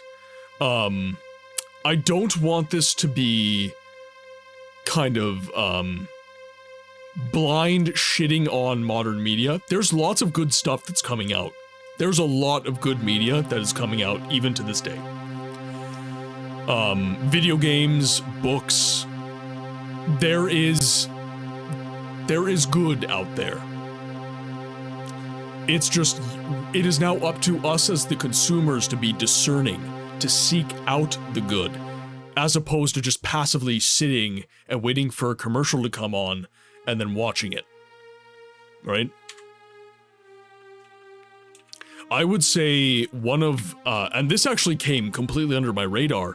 This was an animated film in the Astro Boy universe, I believe. It was called Pluto. It was a Netflix anime. Fantastic movie. Fantastic series. I actually don't think it was released as a movie. I think it was a 6-episode serial. But it might as well have been a movie. It was absolutely fantastic. I could not stop watching it.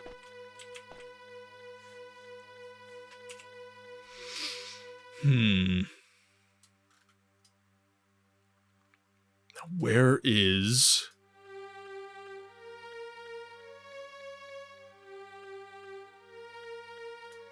Is there any... Right here. Wait. No. Yes? Yes. One sec.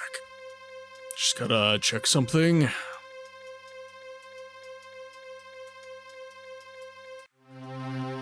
This appears to be open. And I am where in the... I'm right here in the map.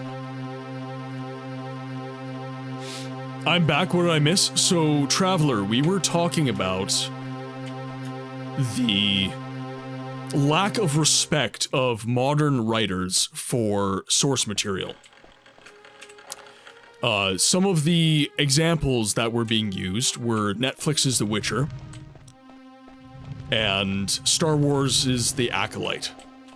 A lot of series right now are coming out that clearly the writing teams have no respect for the source material.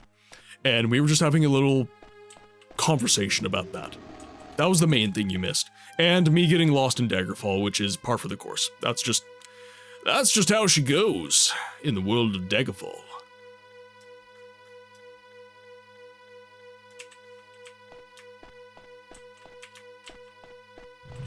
I watched The Force Awakens in cinema when it came out. I took an immediate disliking to it because it was such an obvious ripoff from A New Hope, and I had peeps telling me it wasn't. And for The Rings of Power, aside from the pilot, the plot holes, unfaithfulness to the source material, the acting was appalling. Elrond and Galadriel's actors look as if getting a prostate exam. That's the range of their facial expressions. That or permaconst. That's one way to put it. I think a lot of writers just want to write their own stories and use a That's essentially what I said, Traveler. That is essentially what I said. I said that if you want so bad to tell your own story, then you should do it. And you should leave pre-existing stories alone. If you are to use pre-existing IP, you have a responsibility, a duty, to give a faithful rendition of that intellectual property. I mean, even Star Trek Picard was an infuriating embarrassment. Yeah, absolutely. Hi, I'm Ray. I held a lightsaber for 15 minutes and beat a Sith Lord trained by Luke Skywalker and the proxy clone of Darth Sidious.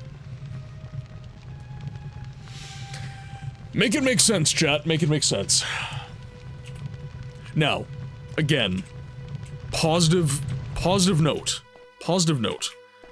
There is good stuff out there. There is. And I repeat, it is up to us as discerning consumers of media.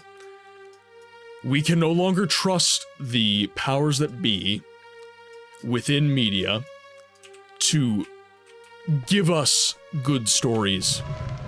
We need to put our money where our mouth is. And we need to be discerning. Now, easier said than done, certainly. But there is good stuff coming out.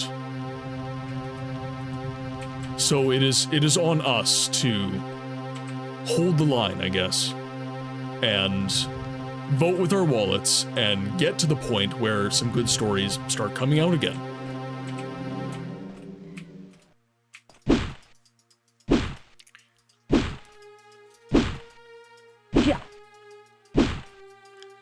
Such a promising character with potential, get turned into a comedic relief after episode, yeah.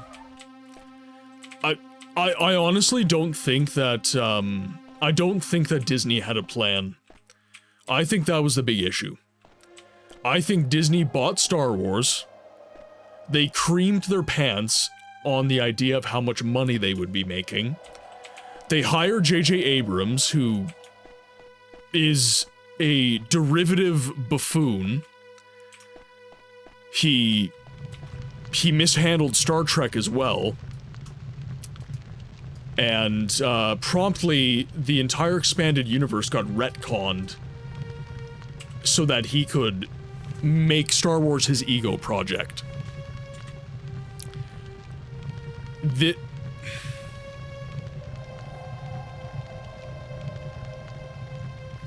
The amount of stories that existed within the expanded universe that could have been turned into good movies, good television shows. Like, such a mishandling. Can you imagine Star Wars Dark Forces, Kyle Katarn, on a television series? Can you imagine that? Like, a well-handled rendition of Dark Forces as a television series.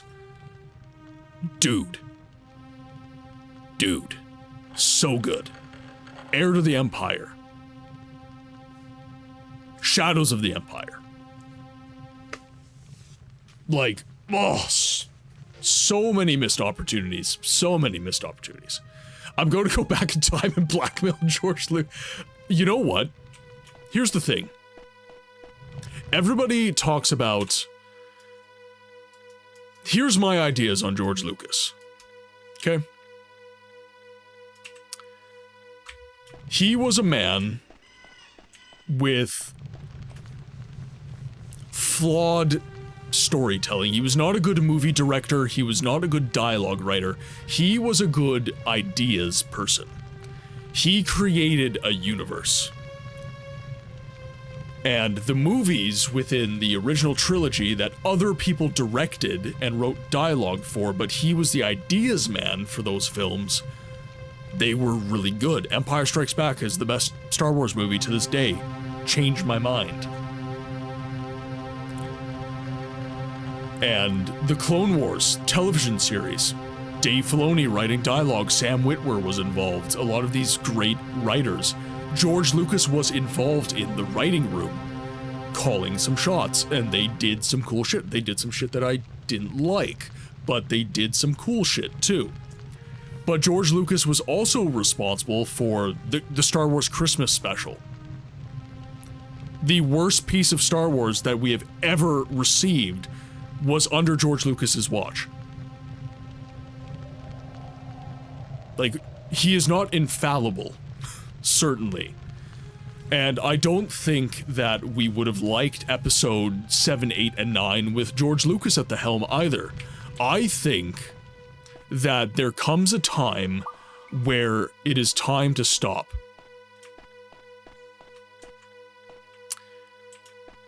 There comes a time where there's enough. We have enough movies. We have enough stories. You can just let that franchise go. And I think that the tendency to create forever franchises is kind of what's hurting media right now, honestly. But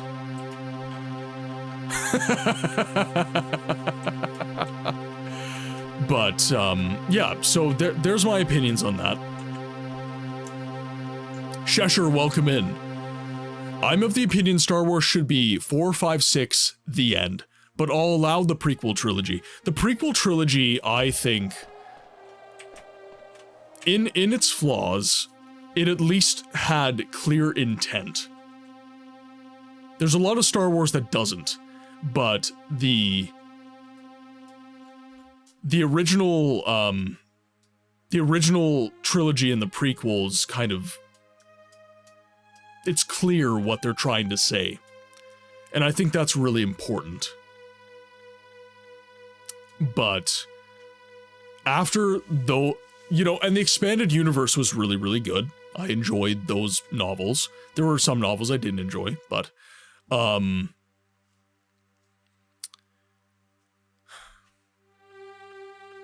it's kind of the same mind of, if you have nothing nice to say, don't say anything at all. I would kind of equate it to that.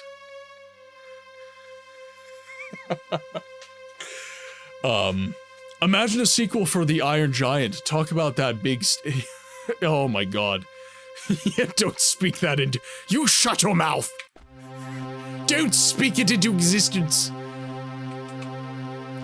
The holiday special is somewhat entertaining with a couple ounces of psilocybin.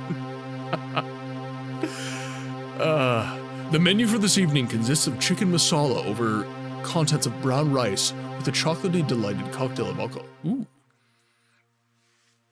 That sounds quite nice, Jorg. That sounds quite lovely. Okay, now.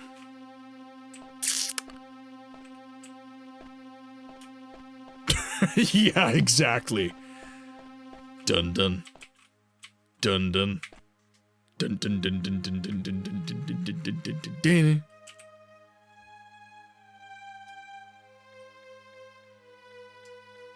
I would say that's better than well.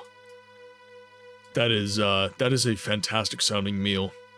Very, very good. Okay, so there's no rooms that I've yet to explore by the looks of it.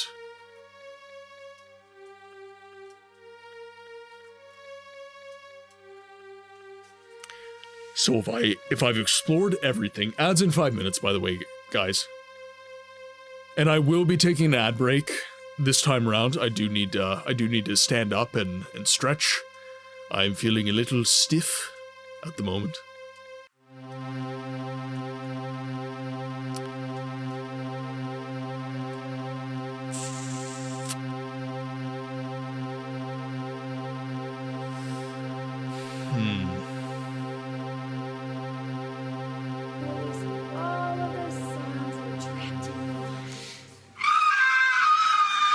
I take your point.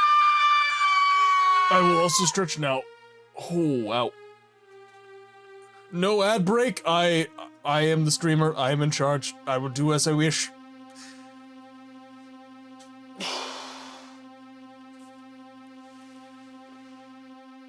Oh, that feels way too good. Oh my god.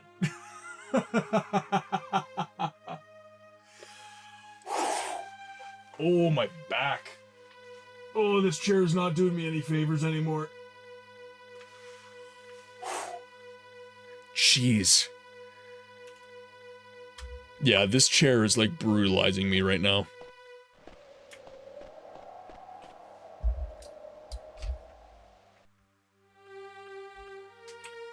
He needs a classroom desk. Although, I did have some of the best naps of my life on those. I will say that. I had some of the absolute best naps of all time on those things. Okay, so where am I going to find... Medora, the former court sorceress of Daggerfall, has sent me to Shedungent in the Rothgarian Mountains. Shedungent is home of Nulfalga, mother of Lysandus. There I must retrieve the horn of the great unicorn. If Nulfalga is unable to help, I must search her castle Shedungent for the horn myself. I have 61 days to return to Dureni Tower. Also known as the Spine Popper 6000. You know what? You're right. Some of the best back pops I've ever had are on those desks. Nerevar, why don't you moan like that when we are together? That chair doesn't do you any favors, but I will. By the way, you hungry? I have a few sweet rolls ready. Dagoth, not in front of chat. My god. Boring class mixed with the teacher who doesn't care if you're asleep or not made it genuinely as close as I'll ever get to Nirvana. Honestly, those chair desks were absolutely the best naps of all time, and I agree, Traveler. That was Nirvana. That was as good as it gets.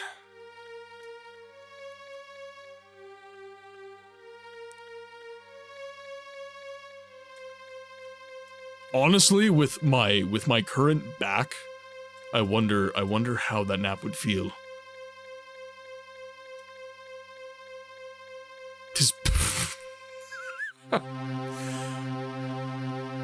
Oh, Jorg, they're always saucy in here. They're always saucy.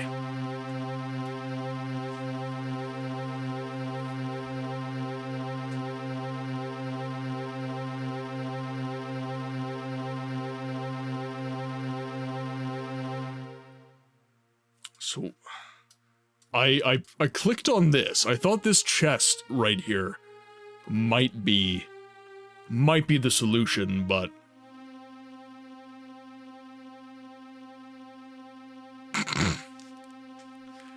what do you mean, Traveler?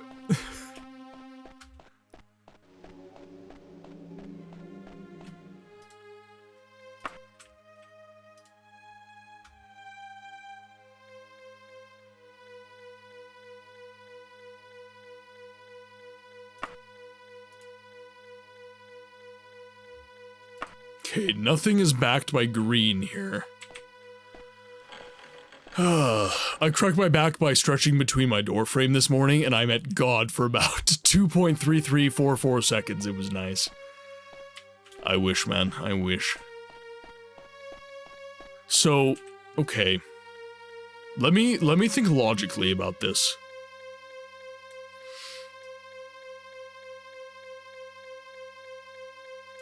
One thing that I have noticed often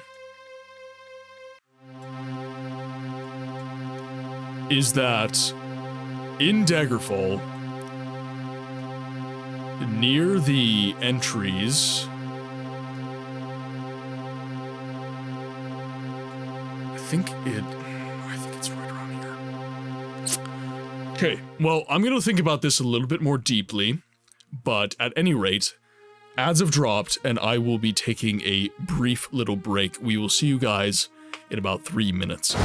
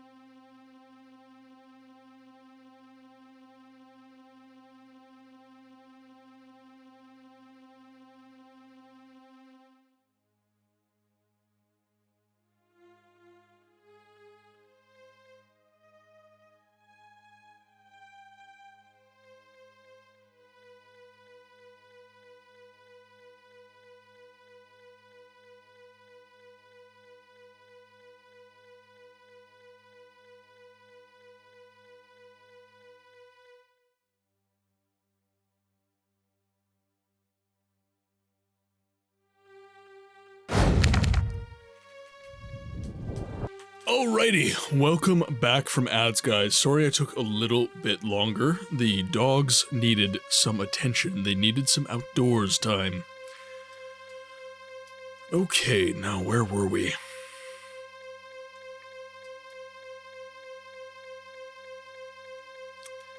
I don't think there's any secret passages or anything like that around this area.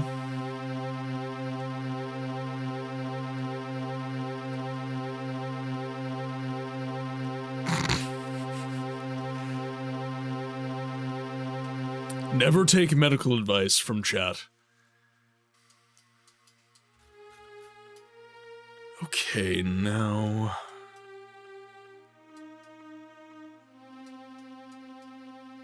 Dev, question for you. How close is this to the original map?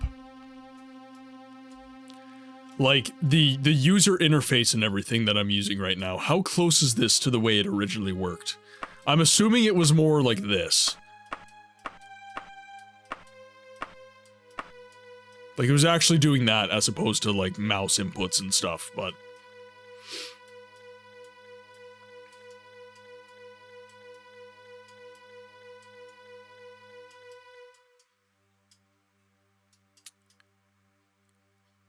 Okay, what am I missing here? Loads of levers throughout the dungeon.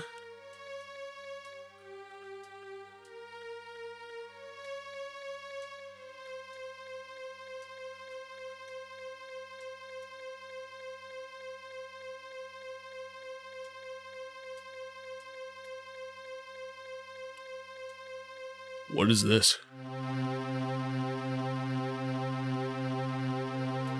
Okay, let's make our way back down. Yeah, let's make our way back down.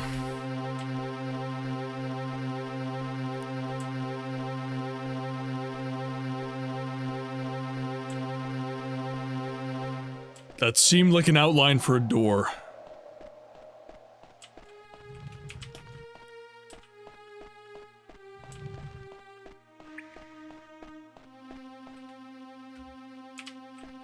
So we have more rooms here. Good, okay. So that's what that was. Nothing in there, though. Nothing in there. Damn.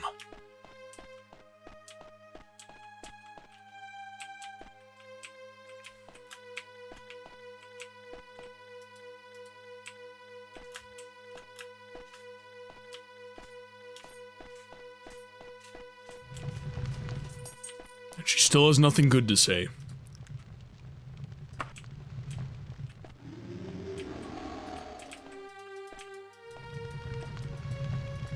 There's no other secret. Correct, no mouse control, no custom rotation access, just buttons. Gotcha.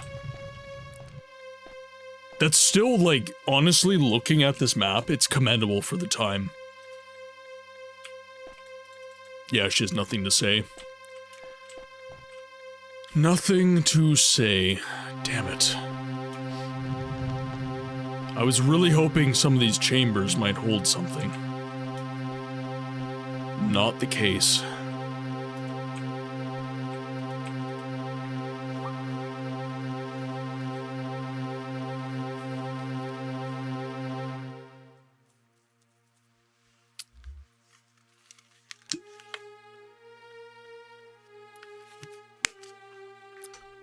Do we have any ideas?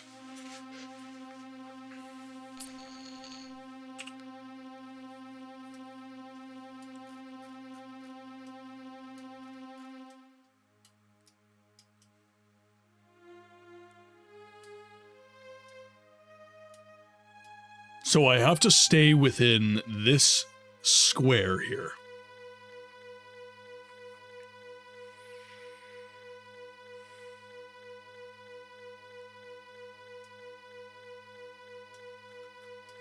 Wait a second.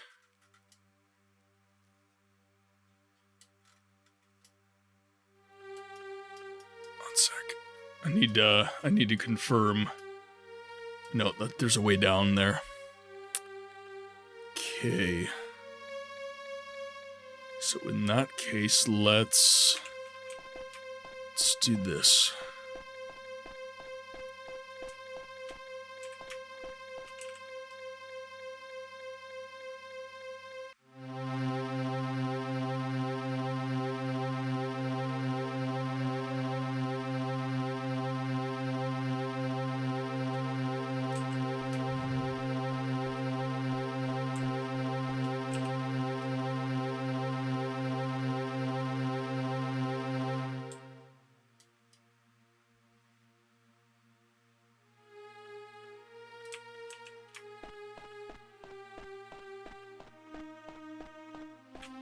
Damn it, locked out again.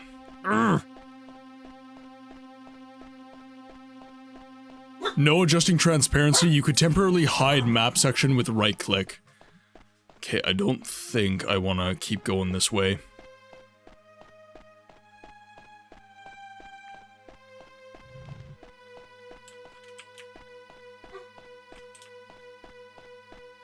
Let's head over this way.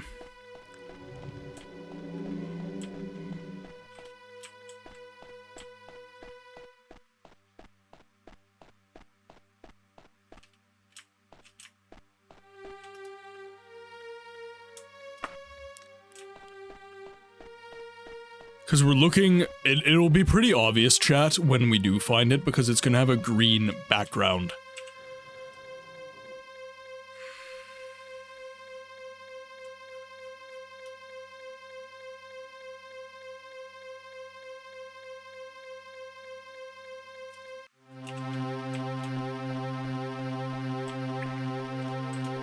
Gotta go, books. I'll see you next time. Night all. And don't worry, Dragon, I'm Epi.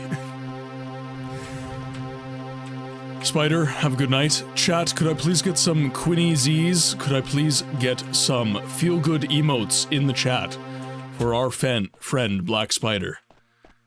Thank you for being here, my friend. Thank you for everything you do. Thank you for your support of the community. We will see you on the next one.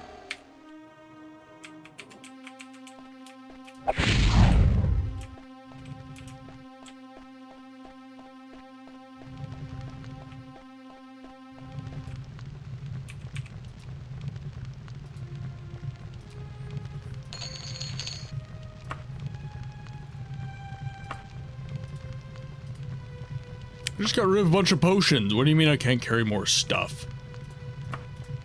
Oh.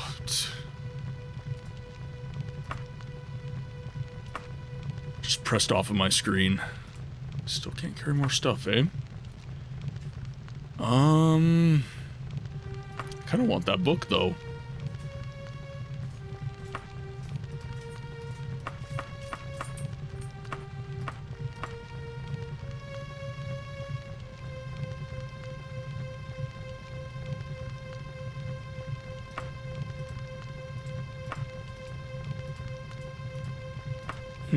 Interesting.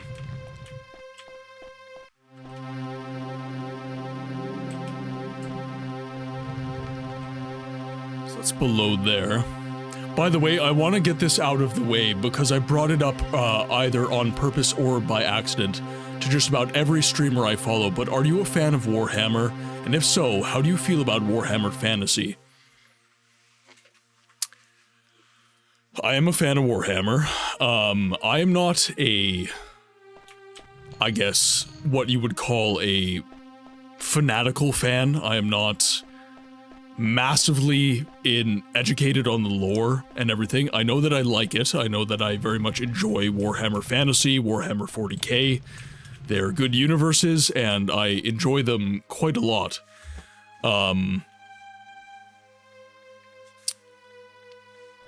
Yeah, the Total War games have been good. I would have an opinion, I guess, that if I was to have any opinion on Warhammer that maybe would be considered a hot take, it would be that Warhammer generally does not receive very good games.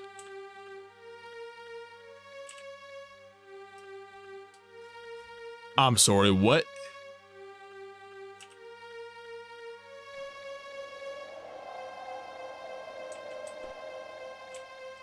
Chad, you're seeing this too, right? Right here. Right here. That looks like a flame atronach to me. And then right over here, if I move down a little bit, looks like fire. Cell, welcome in! Look at that look at that tear. How are you doing, Cell? I hope you're having a good day. Stop looking into the crack of the I can't help it! It's right there! Look at it! It's obvious. Classic Daggerfall experience. Why am I over encumbered carrying 85 kilograms in gold? Okay, now that I'm more awake, and I'm back. How's it going? Cheshire, I'm doing amazing today. Work was kind of mundane, I guess you could say, but it wasn't a bad day. You're gazing into things mortals were not meant to glimpse. Especially since there is no game world right here, according to this. Unless... no.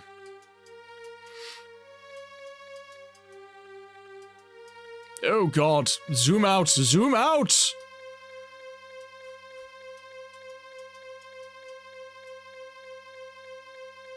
Is there something there? So Cheshire, how are you doing today?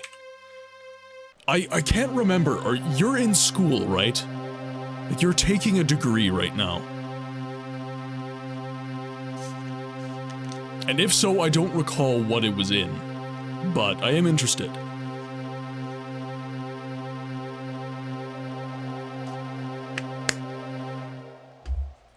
Okay. How would I get over there? That'd be my big question.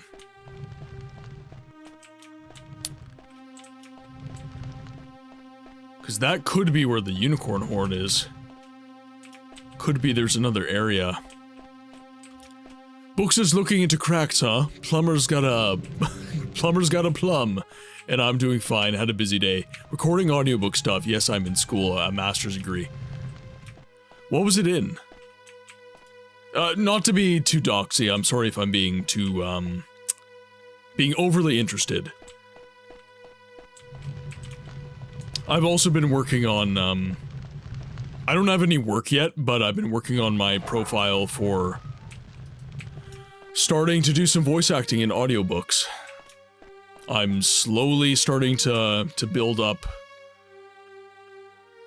my portfolio to prepare to start doing some voiceover. It's screenwriting, but it's more of all kinds of writing and filmmaking and stuff. That's right, you did say filmmaking. One of my best friends has actually got a filmmaking degree. Have you looked into Syvaris' mother's drawer for the unicorn horn? I have not. I don't believe she lives here.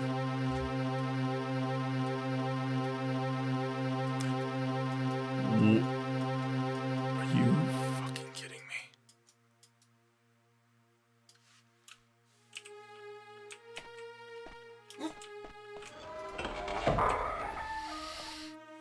Empty room, of course. God damn it, I was really hoping that was something. Welcome to Daggerfall. Get used to disappointment.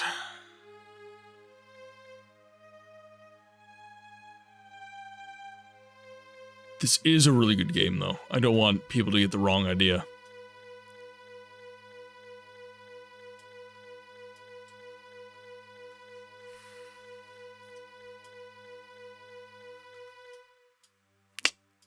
Right there. Right there.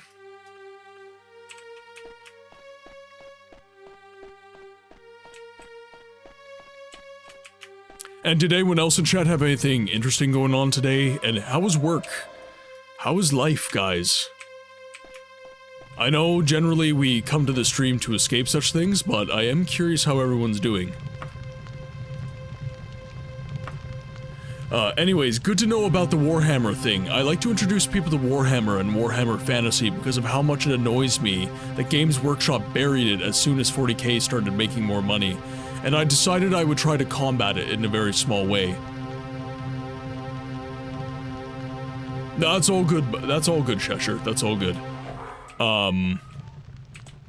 Yeah, no, Warhammer Fantasy is actually my preference. I prefer Warhammer Fantasy.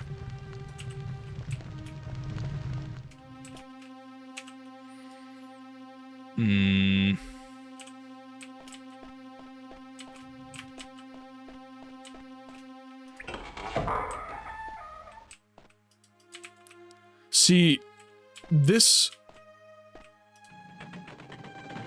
Okay, but what does that do? What do you do? Tell me how to find the unicorn horn.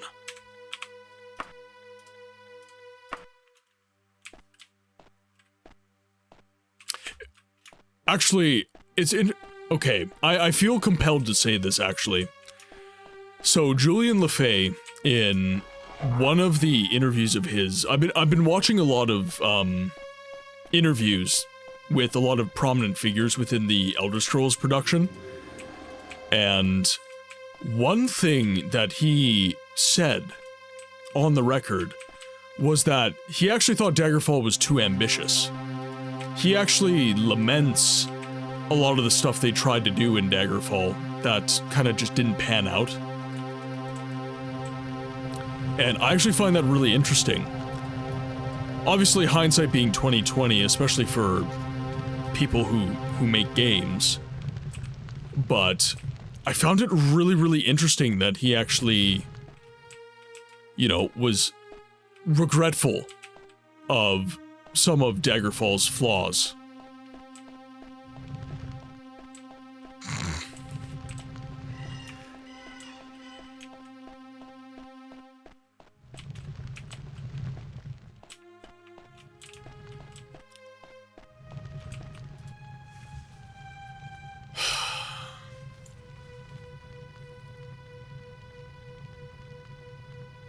I'm just thinking, chat. Where else can I go? What else can I do? There's clearly secret rooms that I haven't seen.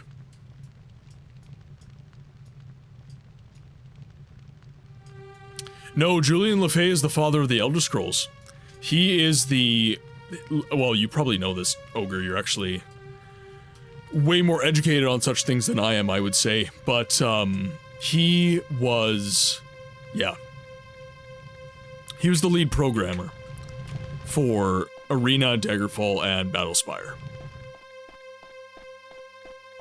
Daggerfall was too ambitious? I don't know about that. Arena was the entirety of Tamriel, which is roughly the size of Canada. Or, those evil little speed bumps outside the hospital that gives you... doors that look like walls, walls that look like doors. Yeah, so, I know this isn't your normal kind of game, and I appreciate you being here, by the way. But Daggerfall is a procedurally generated world, and what that means is that every time I go into a new dungeon, these rooms, these caverns, everything is randomly generated. And this particular dungeon does have a specific room, which is this one, that is unique to it. But other than that, every part of this dungeon is uniquely generated after a... So, I've been here now. So, this will stay for a time. But then, after, I think it's 5 in-game days, this will all change again. It will be completely different. It can be disorienting.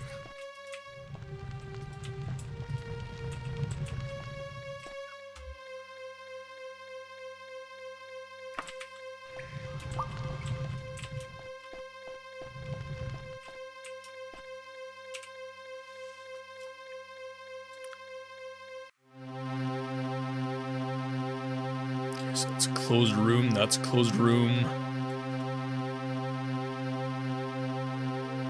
Yeah, love it. I've tried to play a little Daggerfall, just a smidge. Oh, so you're a Scrolls Head, Cell.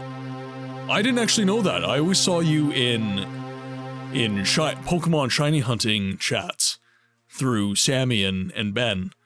But you're a Scrolls Head. Interesting. Alright. I love it. I love it. So, what's your favorite Elder Scrolls game?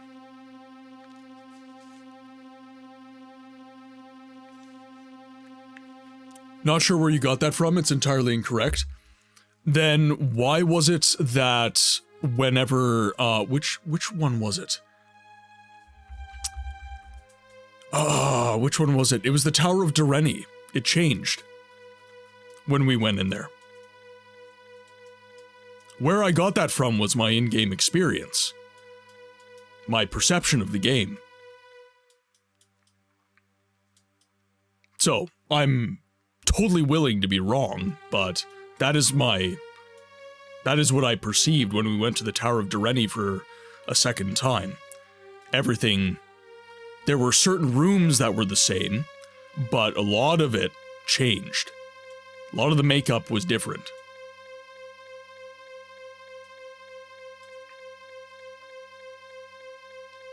A few dungeons are static. It could be that yeah, I suppose it could be, well, not suppose, clearly I'm wrong, but it could be that the smaller dungeons are completely randomly generated and towers like, or dungeons like Sjunjant, for example, remain the same. Or maybe not entirely the same, but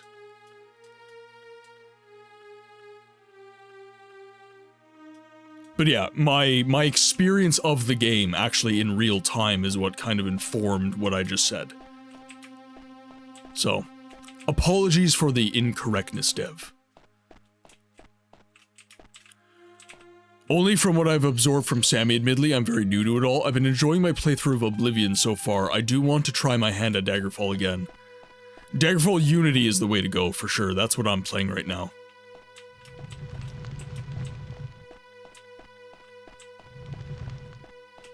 And I myself, clearly, am still learning. This is my first playthrough of this game, after all. Prior to this, my experience with Daggerfall was the introduction of the game, basically.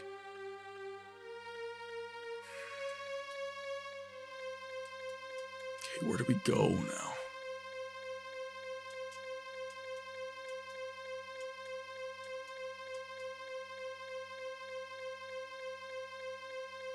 So what I'm looking for right now, chat, and those of you who know Daggerfall will know this, I'm just looking for outlines of doors. It's pretty much all I'm looking for right now. Because I've been to pretty much every room, I think. Next time you play Daggerfall, you need a new playthrough where you join the Prostitution Guild, alright? I'll keep that in mind, Dragon. I'll keep that in mind.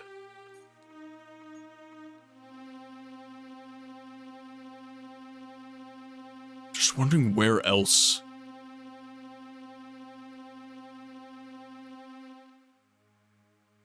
So I'm kind of... Okay, so here is... I'm trying to remember some advice that Dev gave me in the past. So Dev said that this pink area here, this is where I am going to find the quest goal. So basically what I need to be doing is actually making sure that I can sift my way through this.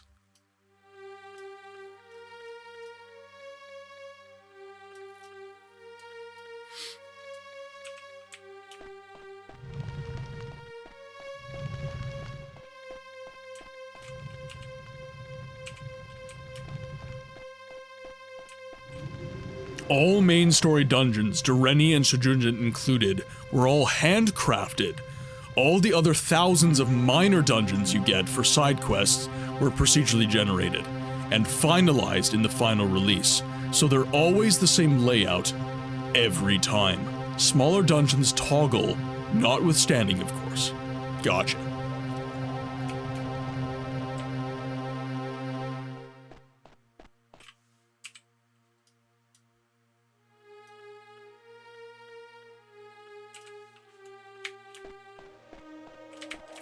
I wonder if I go a little more this way, maybe?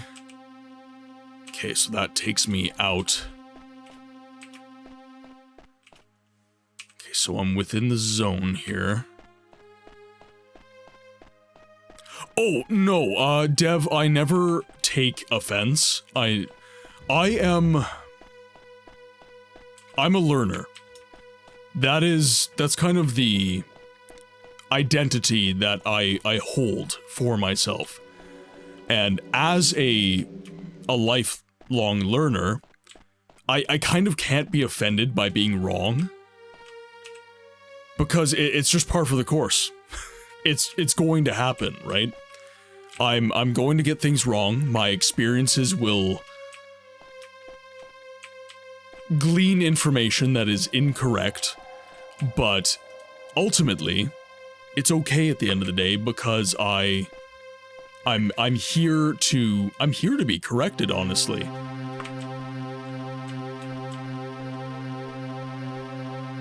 It's kind of why I love having experienced people with these games in the chat so that I can learn.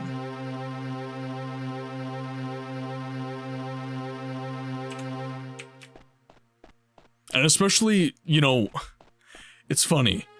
Games like Daggerfall and Morrowind and to a lesser extent Oblivion and Skyrim. This is a massive learning experience.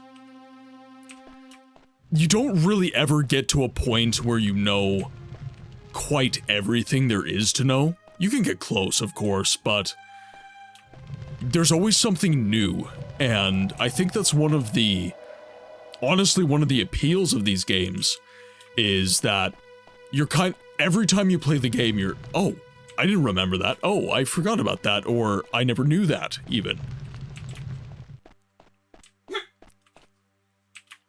And yeah, it's one of my favorite aspects of this.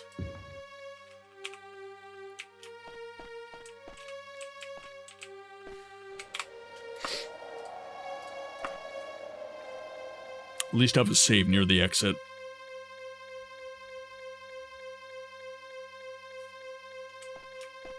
So, okay. A thought has occurred, Dev. A thought has occurred. So you have said that the major dungeons like Sjunjant and Dureni Tower are handcrafted. They are handcrafted dungeons. Does that mean the location of the unicorn's horn is also handcrafted? i.e., it is in the same place every playthrough?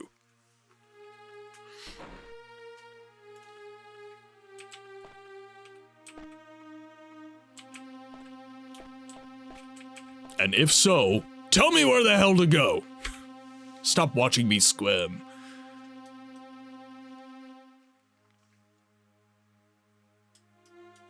So this was around the point...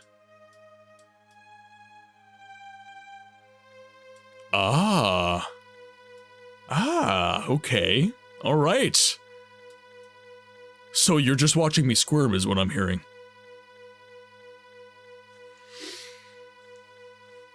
Chat, that is rude.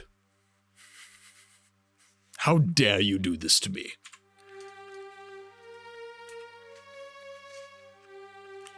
We want this to be like the Dwemer Rubik's Cube. I probably walked past it a million times at this point then. Can you let me know if I'm at least warm?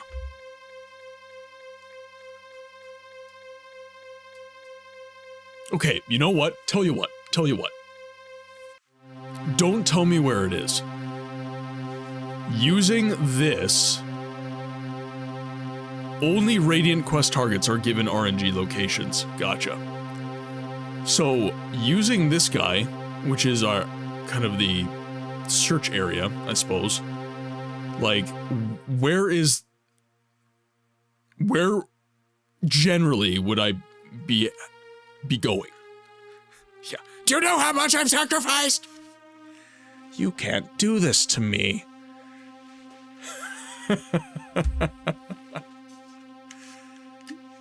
Out am I! I love that movie. The Sam Raimi Spider-Man movies are the best.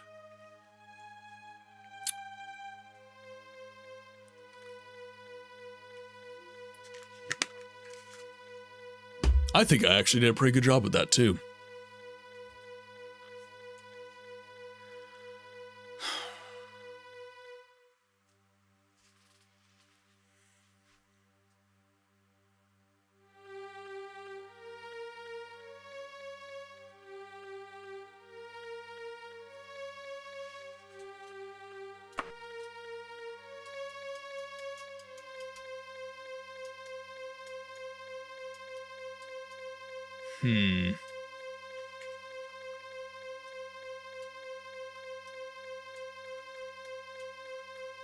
Because I feel like I've been to every room at this point.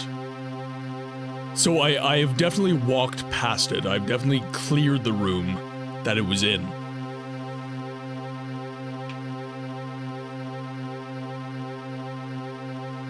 So let me know if I'm warm. That's all I ask. Just let me know when I'm warm.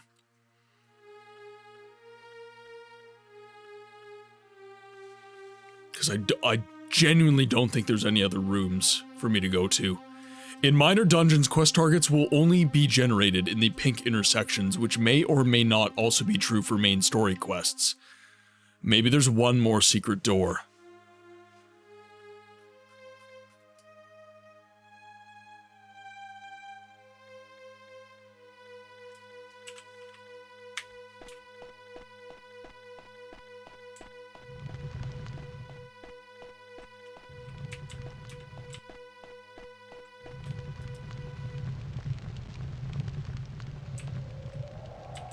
Yeah, got the thermometer.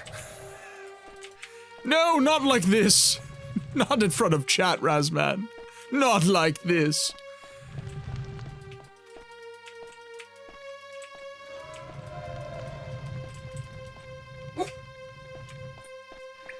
Yeah, you tell him, Quinn. You tell him, Quinn. Mrs. Books might be arriving home.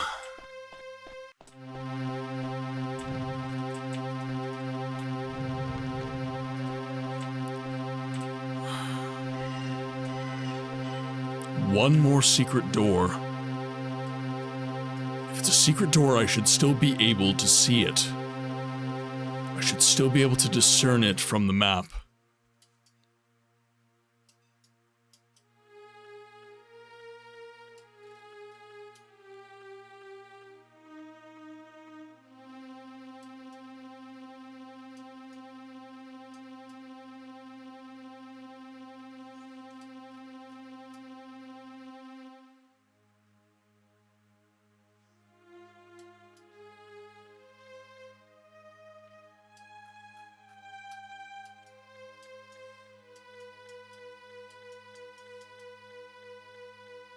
Okay, dead end.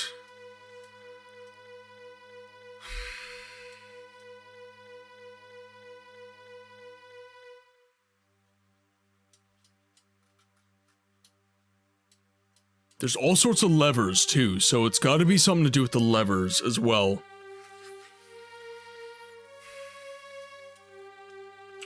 Okay. I'm gonna start walking the map again.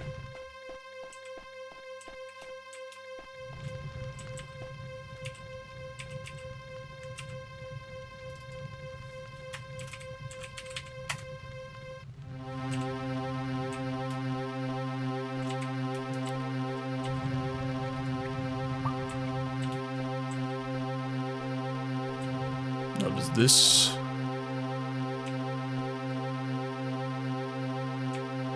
No. Okay. I'm wondering if this room.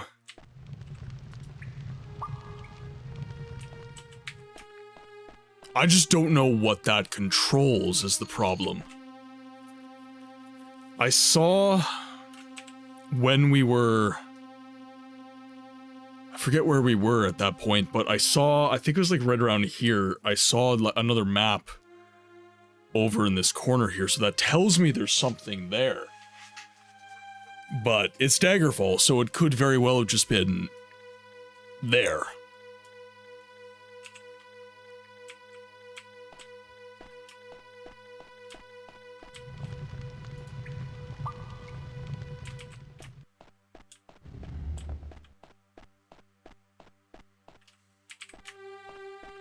I'm trying not to cheat. I'm trying my best not to look this up. I always shit on handholdy games. I need to belly up to the table right now.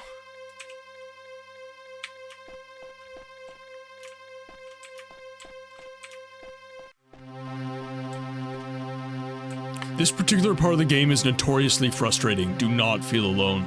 I don't, but at the same time, it is frustrating.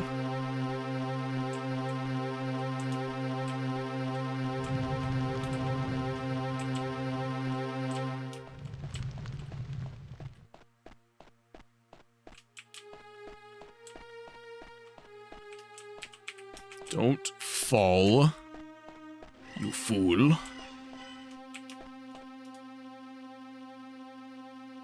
Northern twigs.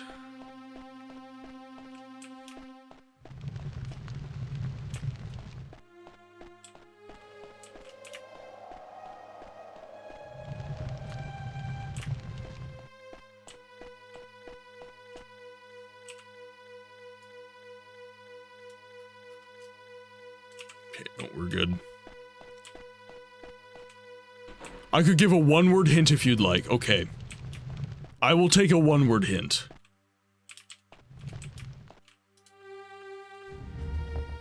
Because, yeah, I don't hear enemies or anything anymore.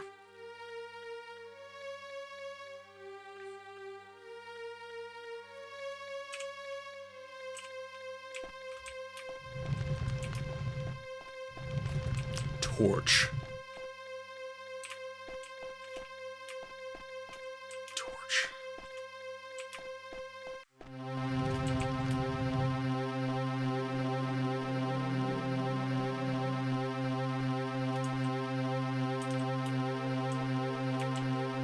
I thought I pressed the torch in her room. That immediately makes me think of going back to the throne room. Immediately.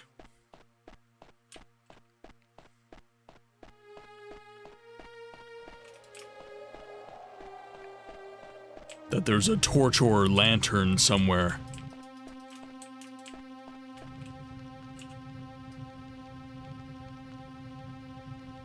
Okay, let's make our way back down.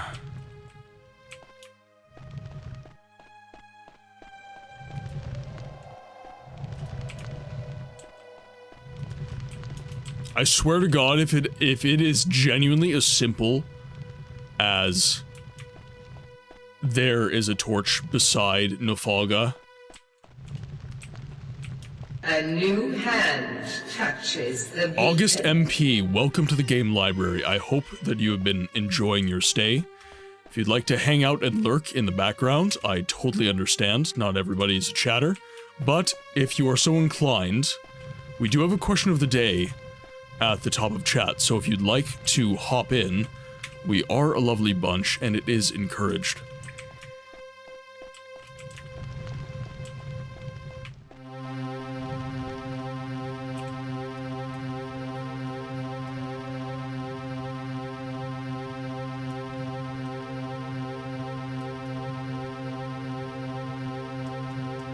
Wait a second.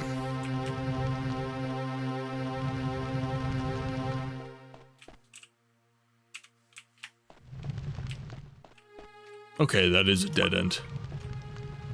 Ember, welcome in. Hi, Books and everyone. Just coming in to say hi. I have a cold, and it's making my ears sensitive, so I'm just coming in to send some love. Have a wonderful night and day, everyone. Happy time zones. Ember, thank you so much for tuning in. I hope you start feeling better, genuinely. If you need anything, feel free to reach out. Insofar as I am capable of helping, I will do so. Obviously, we live at distance, but I am always here to help for people who need it. I didn't say it would be a particularly good one-word hint. That is true. That is true, Dev.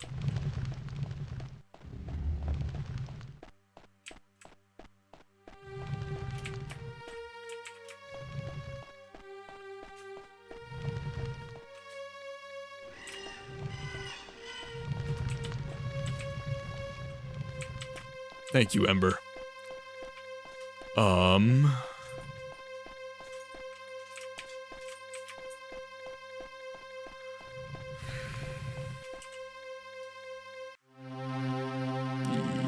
This way? No. Yeah, okay. Sure, why not?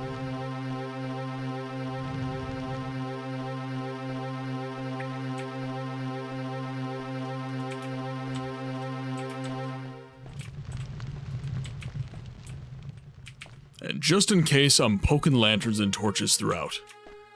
Just in case.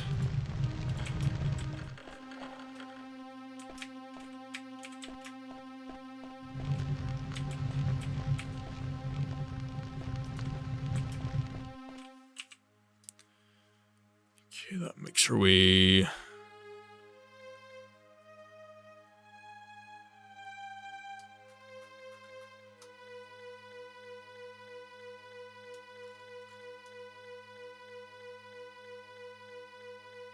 Yes, okay. No, don't want to loiter. That's not what I want to do. I want to go over here to this area. There we go. Yes, Verners, the cure for everything, apparently. Although Sammy would probably argue that it's bubbly. Or bubblers, pardon me, bubblers. Who doesn't love a secret passageway with an opening mechanism that looks like a torch?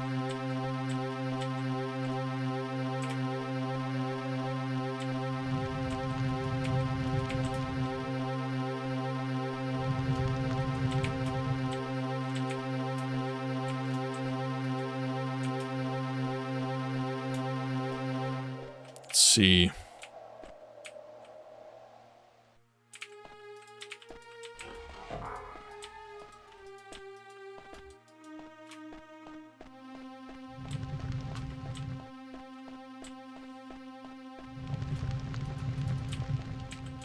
No.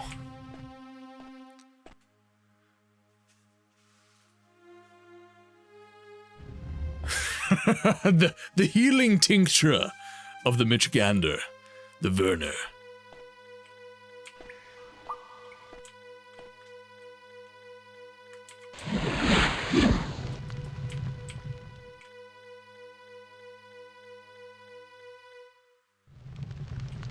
Yeah, that was hopeful. That was wishful thinking.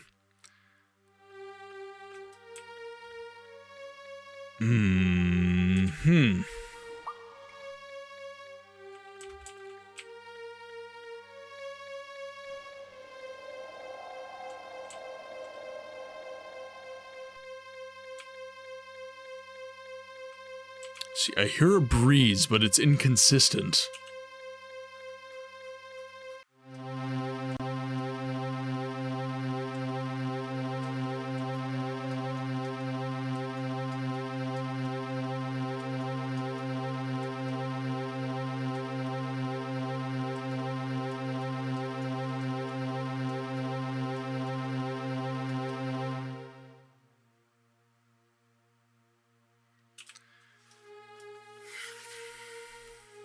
What did she say to me again?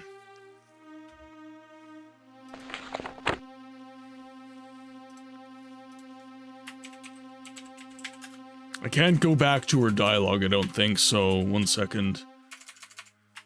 Null Falga.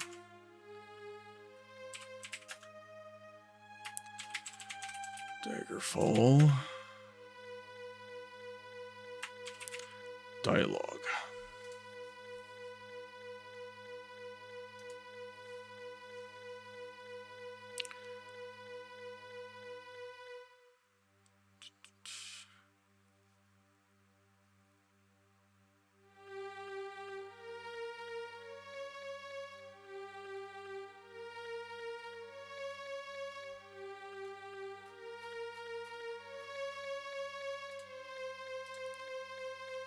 Folga.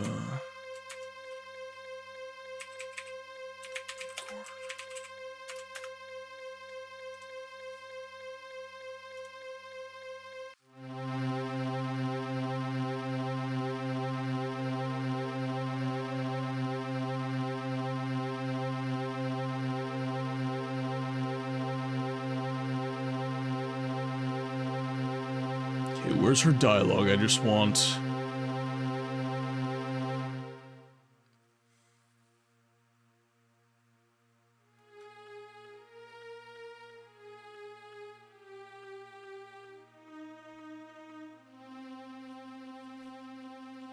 Dev's hint was fucking horrible.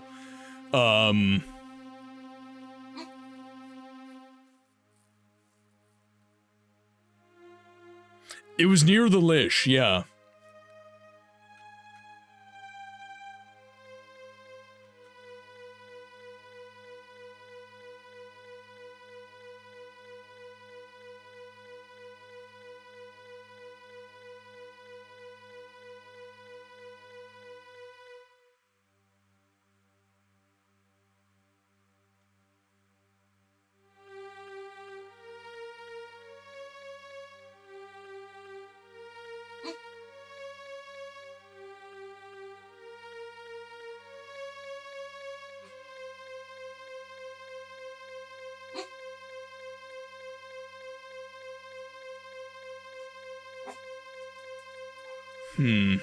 No, that's not...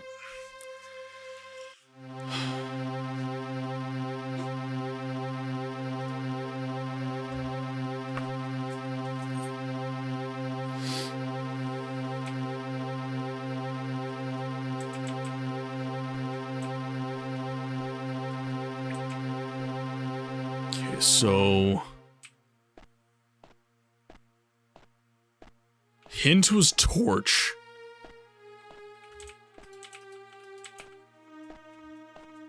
And it's near this guy. You know the Lish you had to yell to shut up at? It's somewhere in there as a more direct hint. You're missing me being horribly lost right now. That's what you're missing. So torch, Lish.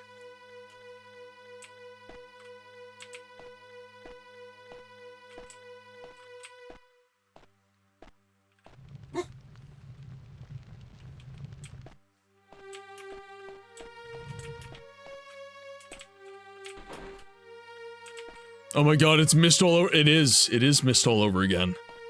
Except mist actually gives you hints. This is just like... What?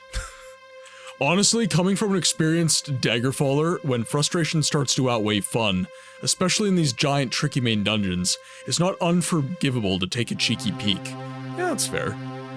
Go into the hallway that opens up by yelling "shut up" and you'll be looking for a torch.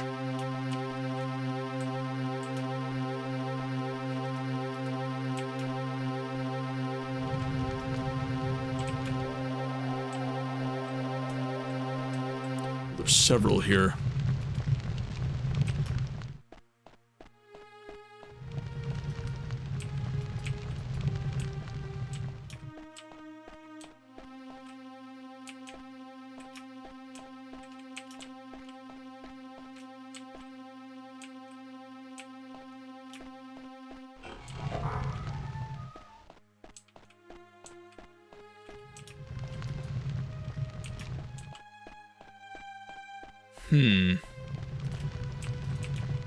Okay, so these are the obvious torches. Nothing there.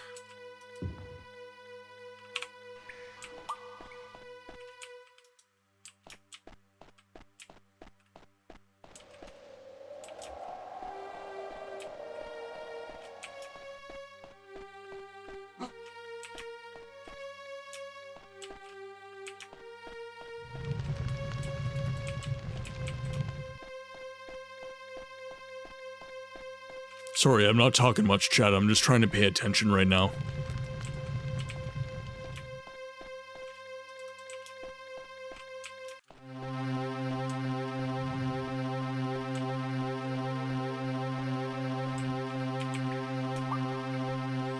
And by the way, chat, I don't want it to seem like this is, like, not fun for me. I actually love... The audacity of this bitch. I love having to think, intently. And yes, this is a bit of like banging your head against a wall for sure, but it is... Necro, thank you for the bits. Your last Tier bits. 5. The last biddies for my titties. Or for my brain cells, there we go. Because I have no titties. Mozsticks, welcome in. Hope you're having a good day. Okay, so... Shut up. Doorway.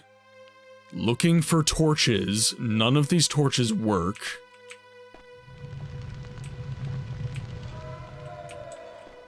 It's time to listen. Because I'm hearing enemies again.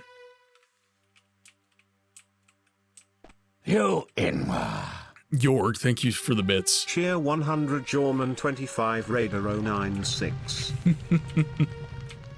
Love that emote, by the way.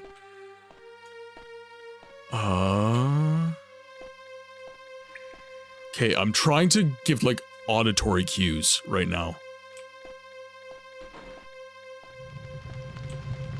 I'm hearing doors.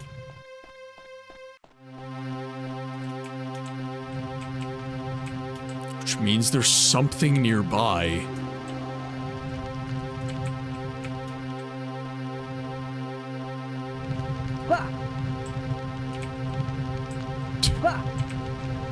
Oh. Whoopsie. Let's do a little resty poo here. Cyrus II needs a rest.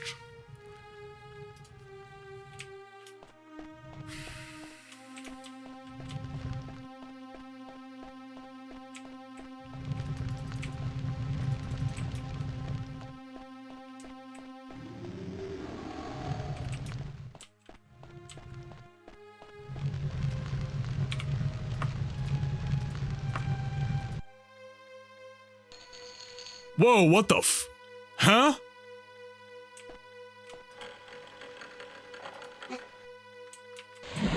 Bruh.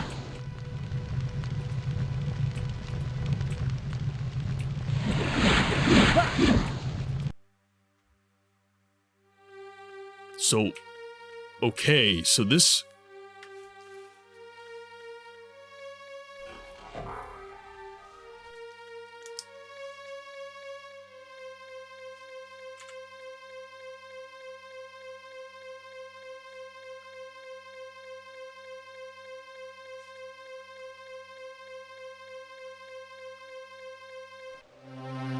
Nothing can stand up to his testicular torsion.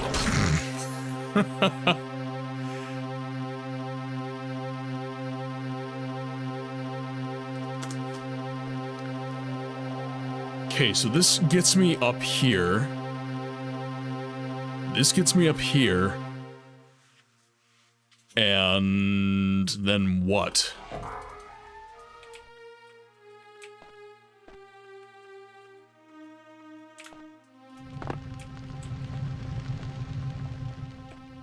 What is the purpose of that?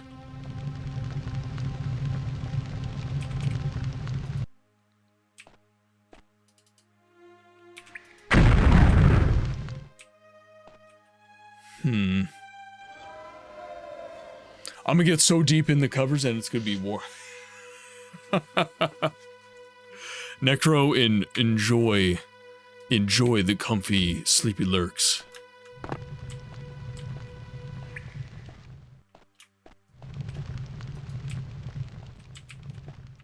Okay, Dev, Dragon, warmer or colder? Warmer or colder?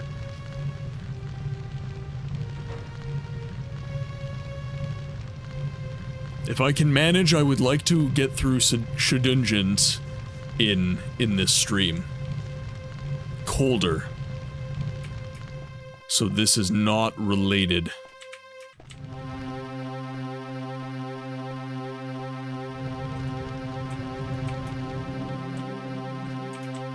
Dragon's hint was worse than yours.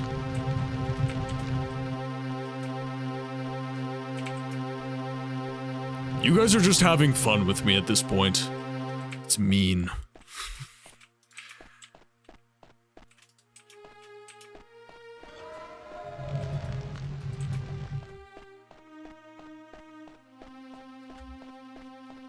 And it's, like... So the inference... Okay, I'm just gonna start thinking logically, because that's how my brain works. So, we are close to Nulfalga. The goal of the quest is... The goal of the quest is to get an item that only Nulfalga can give us. So it would be from her that we receive this item.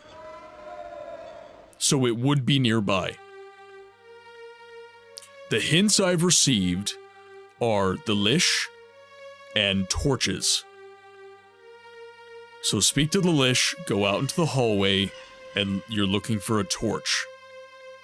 Those are the hints that I've received to this point.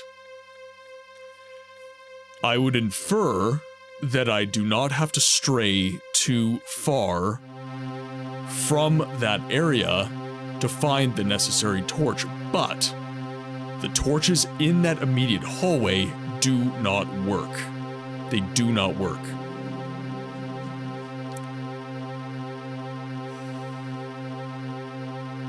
Sure.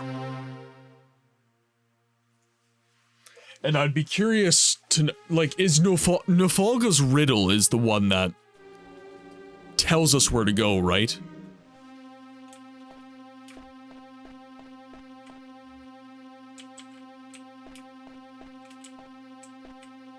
Hallway of the Lish, north.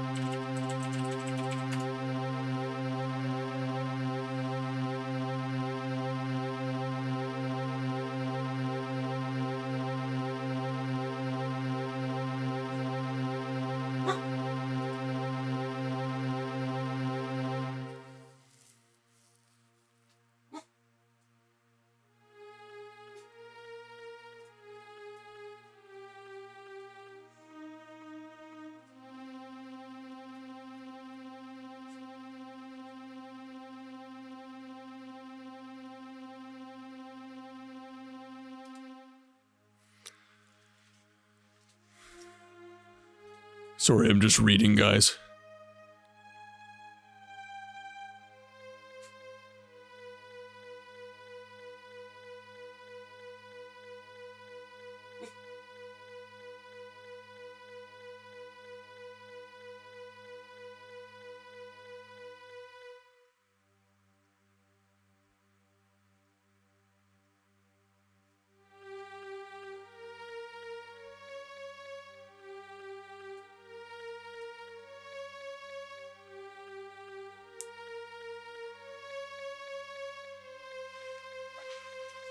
I'm back, work summoned, how's it going? I am very, very lost. And I am currently reading over and over Nulfalga's puzzle, or her statement to us as we approach, because there's gotta be some sort of... The game wouldn't just not give us anything, at least I don't think, but...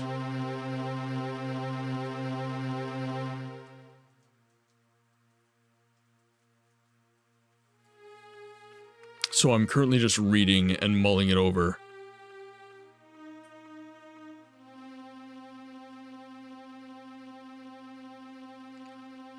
Like, I'm kind of to the point now where I'm just gonna start clicking everything. Genuinely.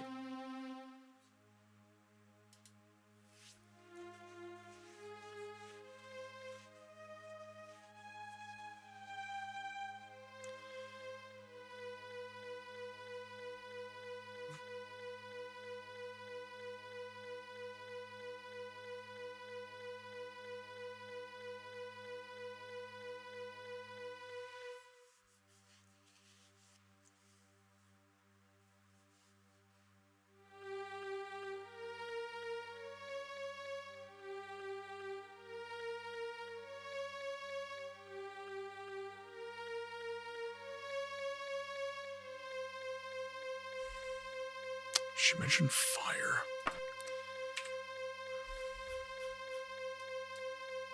I haven't had audio this entire night. You've just been playing on my kitchen line. I appreciate that. Okay. Let's think about this.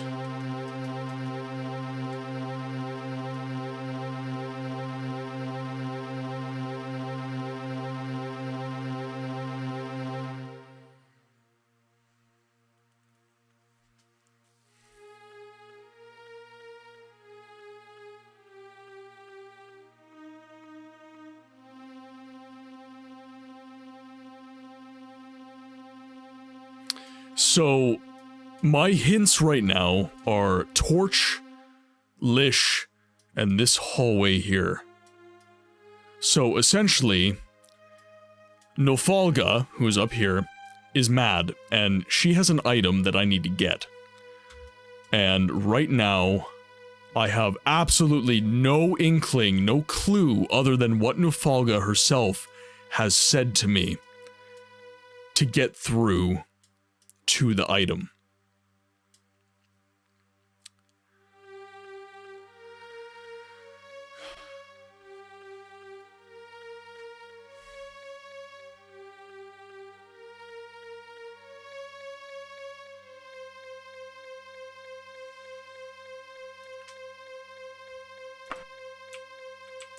And it's apparently this hallway over here.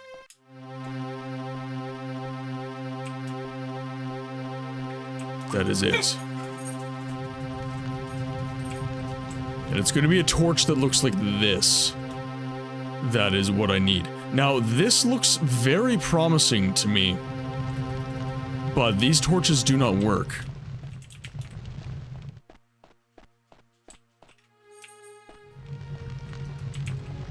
Neither do these ones.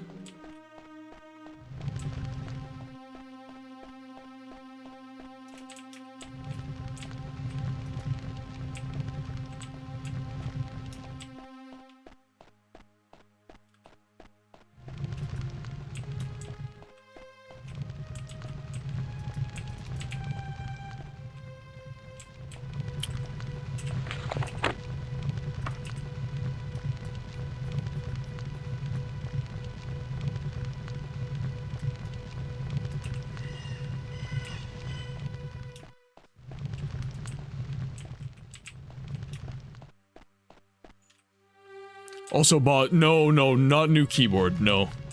I have a Razer Black Widow Chroma, and I've had it for years. This is probably my favorite keyboard that I've ever had. I love me a mechanical keyboard. If memory serves me, you go through the hallway, being careful to stick north, then hit west to come to a ramp. You'll come to a room with a secret door on one of the walls. The horn should be laying on the bed.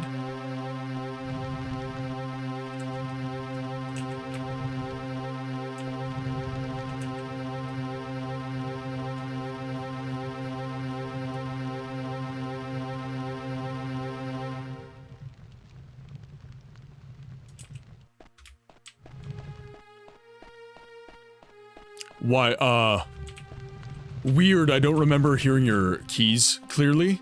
I'm normally speaking. Right now I'm being oddly quiet, if I'm being honest. So this... You go through the hallway, being careful to stick north.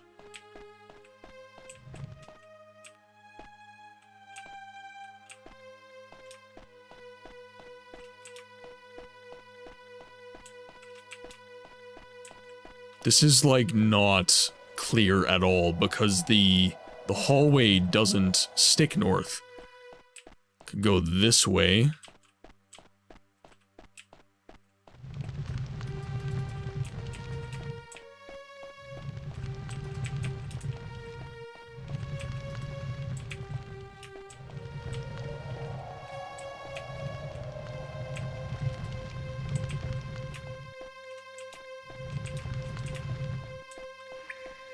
But that doesn't work.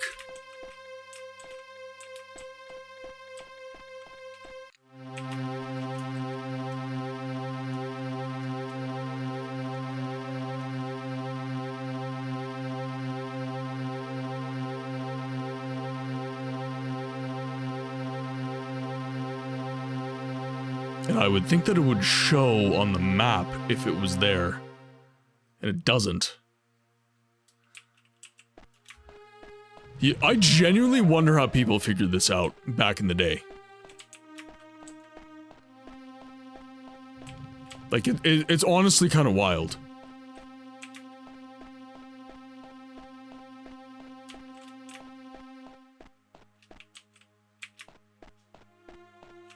Like, I honestly think people would just start clicking absolutely everything. You just get so lost that you just start button mashing.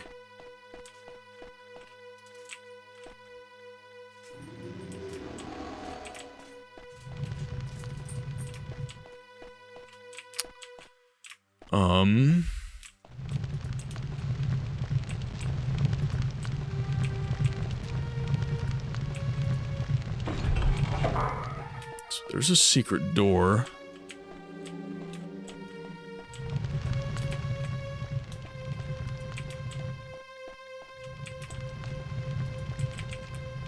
That was a reference to books asking how people figured it out. Yeah, yeah. So, this is my confusion, right? Okay. So, you're telling me, come out here and stick north. This is an east-west hallway. So,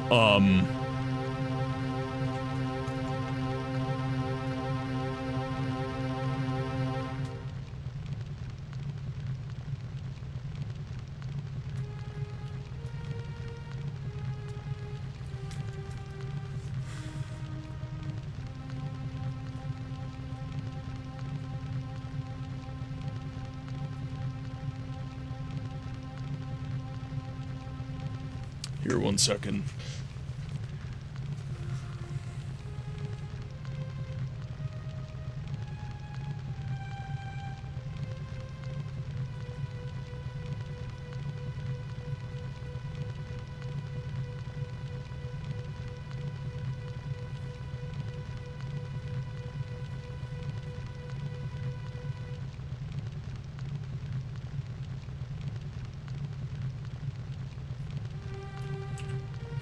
So,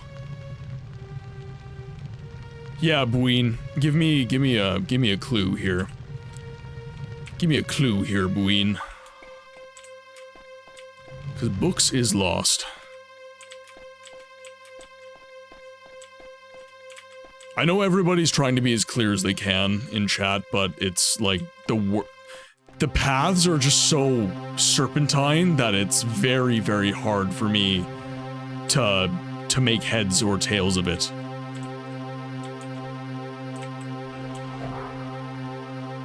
Well, a dragon says a ramp of some sort. Stick north.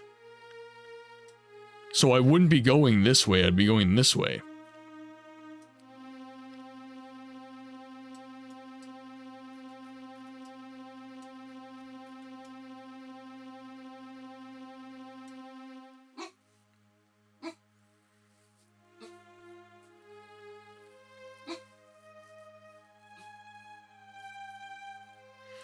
That's fair. That is fair.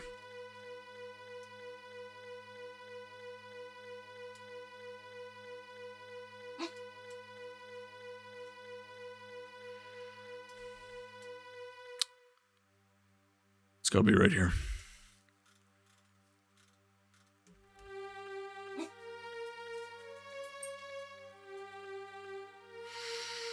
Okay, I think I have a sense of where I need to go.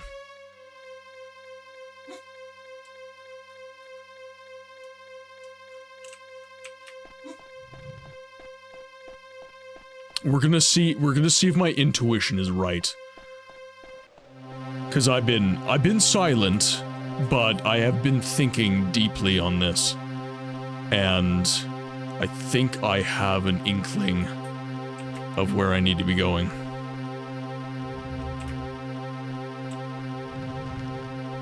Also, guys, thank you for We Are Lost, yes. Thank you for sticking around. I know this is not exactly the the most riveting viewing experience ever, watching me being lost and mulling over where to go from here.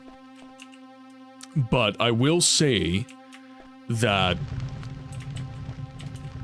this is kind of a part of the Daggerfall experience. This is kind of a part of the way this world behaves. When I said north, it was in relation to where you were at the time. When I said it was in the...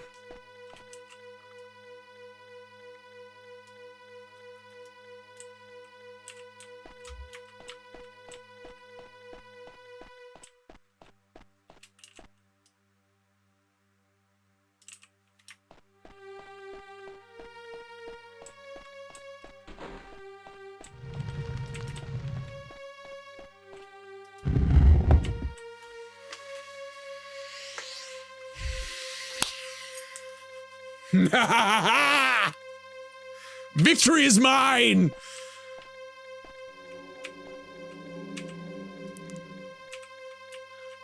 Now it's up here.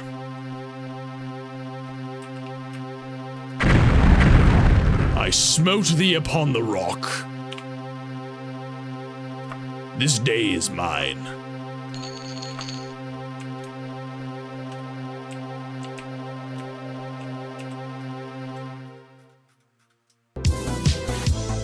That is right. Come to me through fire and war.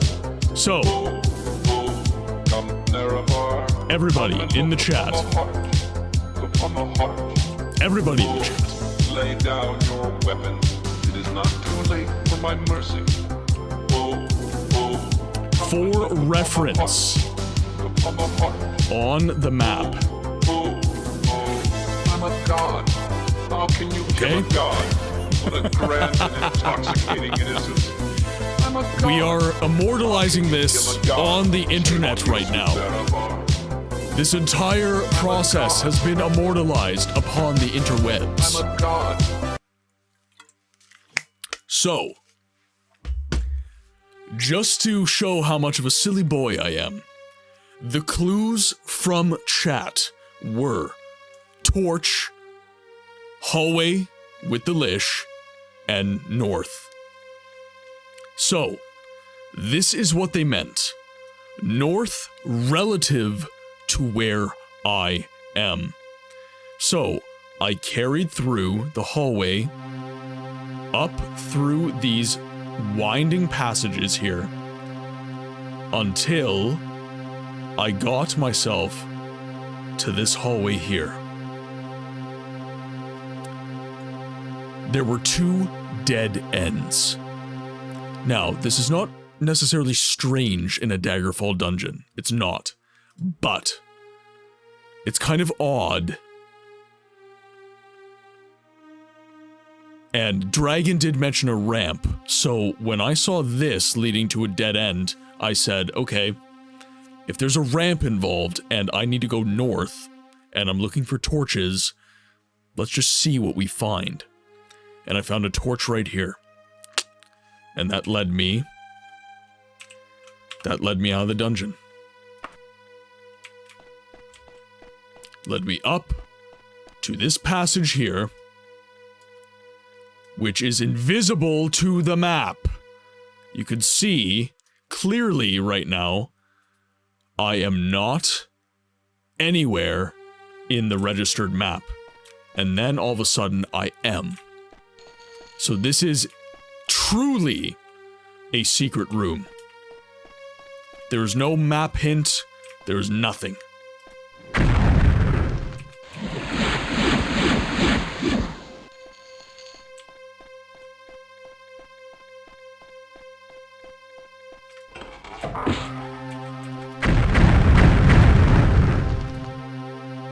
Ah, so overencumbered. God damn it. There we are. Always blame Todd. Never don't blame Todd. Always blame Todd.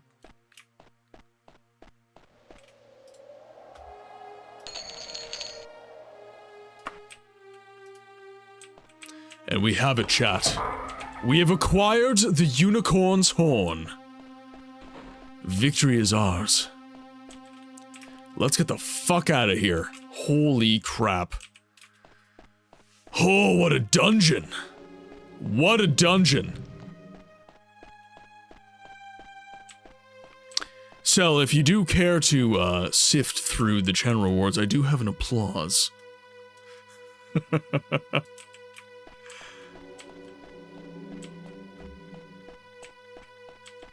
God damn it, Todd Howard. Alright, let's get the hell out of here. I have a ridiculous amount of channel rewards. There's a ridiculous amount.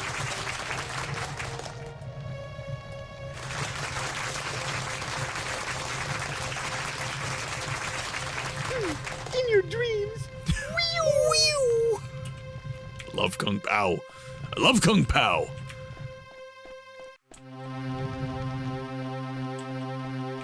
Nothing can stand up to his testicular torsion. Why is it always that one? It's always that one. It's always about the testicles. It's always about the testes with you, chat.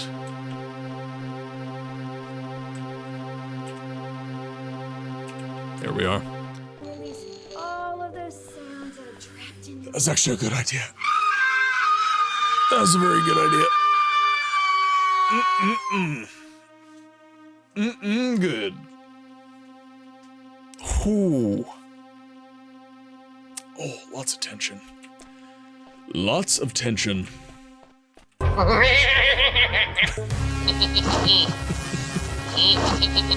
that was what Dev was doing literally. Pardon me, that is what Dev was doing literally the entire time that I struggled. I'm confident of this fact. You know what I'm gonna do first? Chat, this guy serious? Absolutely, I'm dead out serious. Tower of Dureni. Tower of Dureni, the Dureni Tower.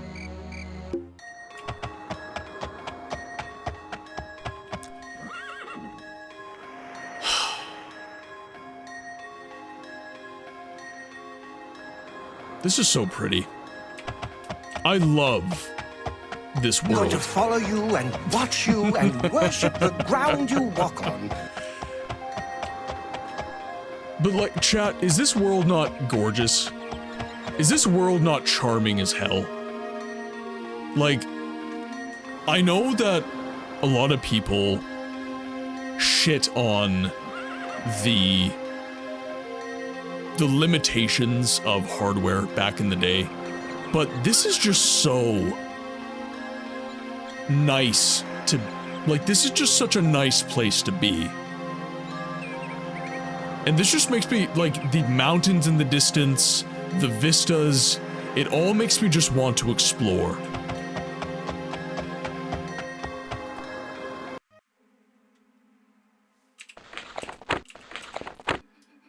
Okay, now we have all of this mapped out, roughly.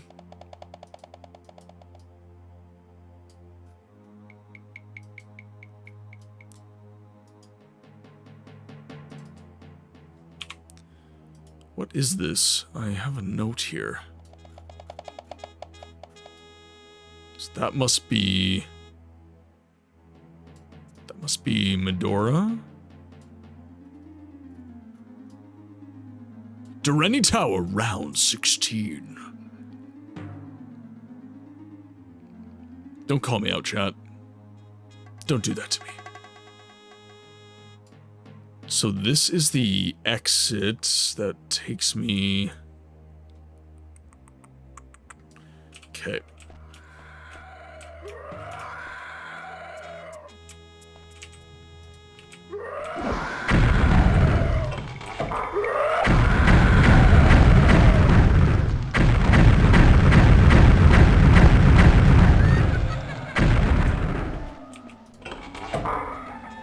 Come at me, scrub lords, I'm ripped. Okay.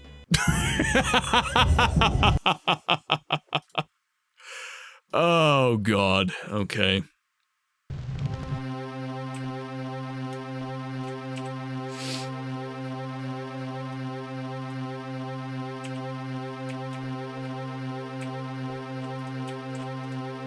Thank God I saved.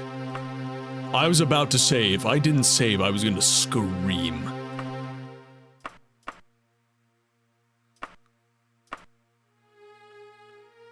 Okay, well, whatever.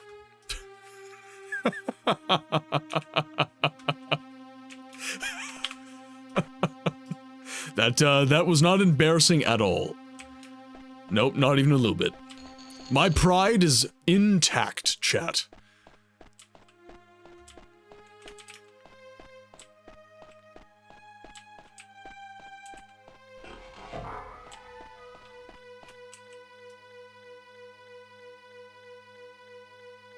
No, that was not the way I want to be going. Not the way I want to be going at all. So let's make our way, yes, over here.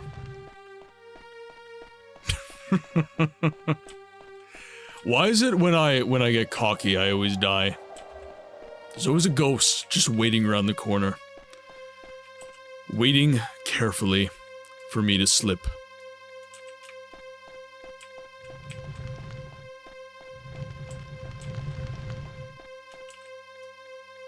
I feel like the Black Knight right now. I'm invincible! And then I die.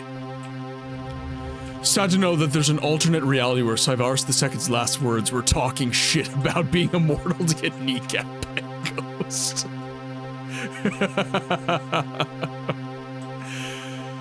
You know, sometimes that's just the way it goes, man.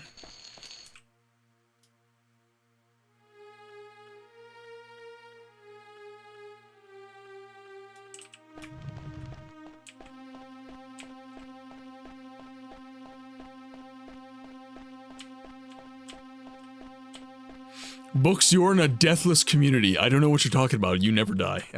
It's true. It's true. I never die. I am invincible. Deathless playthrough, chat. Deathless.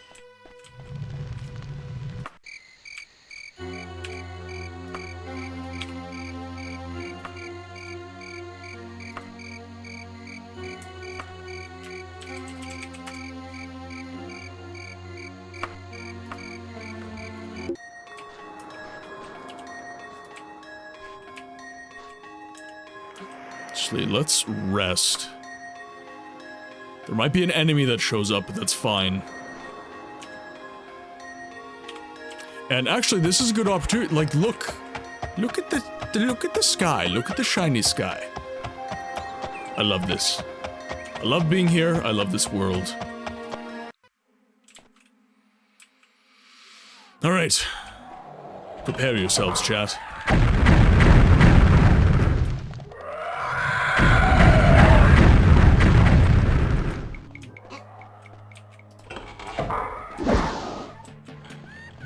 Let's go. Whoa, hi.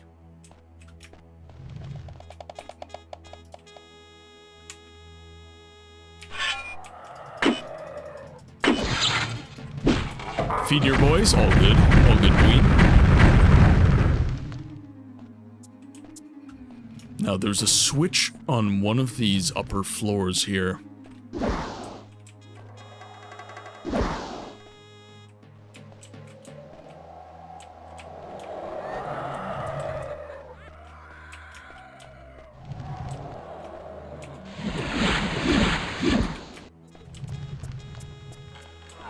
The vampires are back! The groovy ghoulies.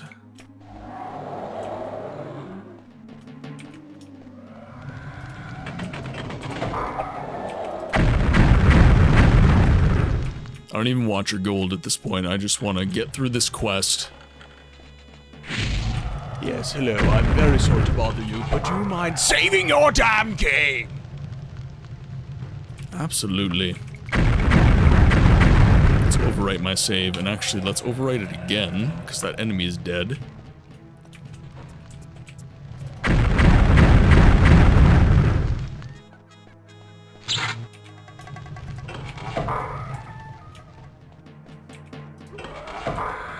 Things look promising. There are no women here. Oh, there's no women. That is true. There are no women here. Melly, welcome in. How are you today? I hope you're doing really, really well.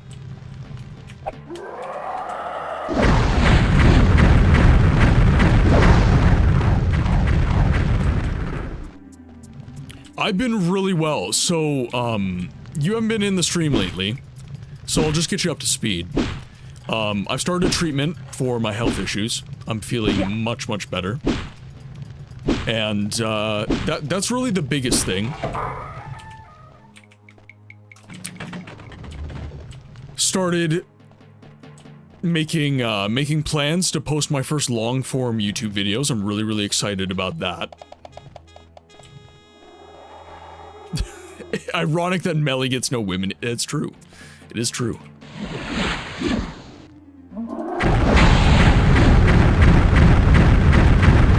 Oh, wow. Oh boy.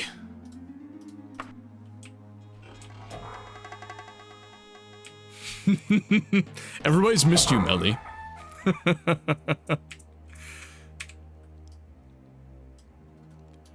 And as they should, Melly's the stream mother.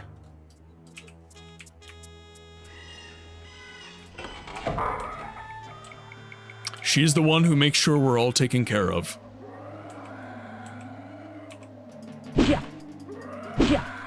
Let's take this down.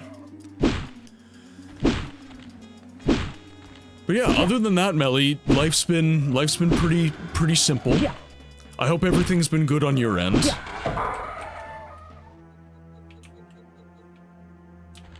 Why did I put a marker here? I don't know why I put a marker here.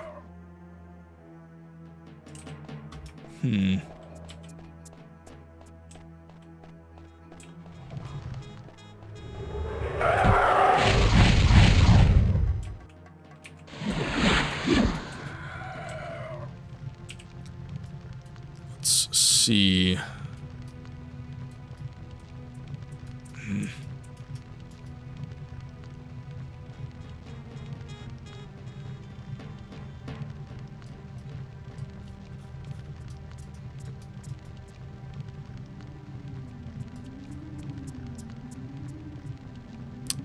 This is where I want to be. Right here. In this area right here is where Dareni is. Okay, so how to best get to that area from where I am right now? Looks like there is a backtrack. Okay.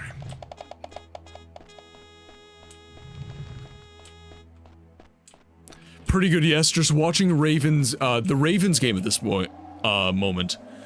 Football season is keeping up, football season and keeping up with my streams is going to be challenging. So you're a big fan of football? That was something I did not know about you, Melly.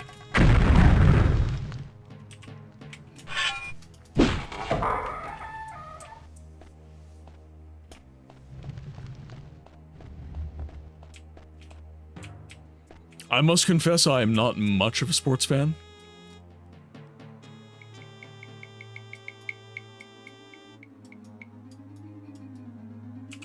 Ah, here we are. Oh, jeez.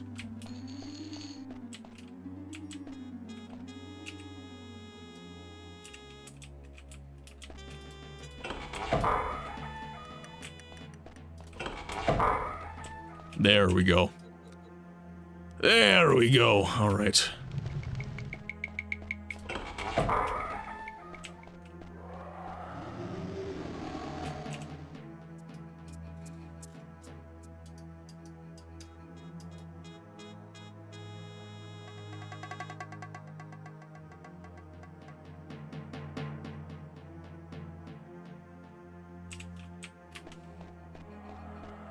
I went to the game last week, got a sweet ticket through work.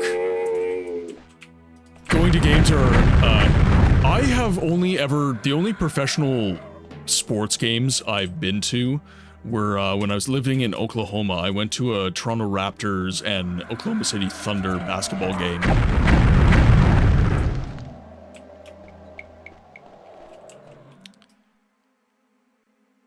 Sports are not, my raison d'etre. I do like to watch, I do like to watch football on TV. I also enjoy the NHL. I am a stereotypical Canadian after all. I will not give away what my team is though, because some of the other Canadians in the chat might disown me. Which, ironically, might be everything they need to know in order to do so.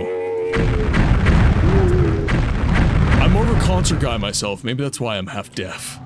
Do you prefer the NFL or Canadian, NFL I would say. Canadian Football League is fun. I don't have anything against it. But, yeah, I prefer the NFL. And I would say that, through my friend, the Ravens are probably my team. I know quite a few Seahawks fans as well. But, yeah, the Ravens are probably... Are you saying it's not the Jets? I am now a Jets fan. I'm now a Jets fan, but I was not raised a Jets fan.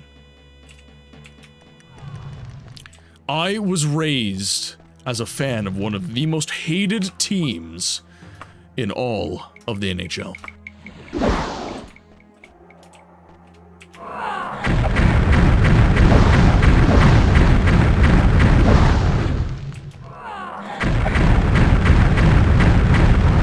Now I want to know. I'm going to, I'm gonna let Yays try and guess. A fellow Canadian. I'm gonna let Yays try and guess the hockey team that I was raised on. And I'm gonna see if he gets it right.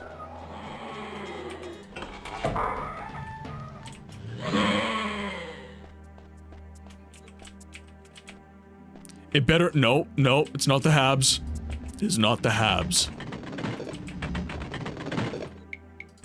Good guess, though. They are awful. The Habs are one of the main rivals of the team I was raised on. Whoa, my god. Yeah, it's not. I'm not a Habs fan. Not even close. I was raised as a Toronto Maple Leafs fan, yes.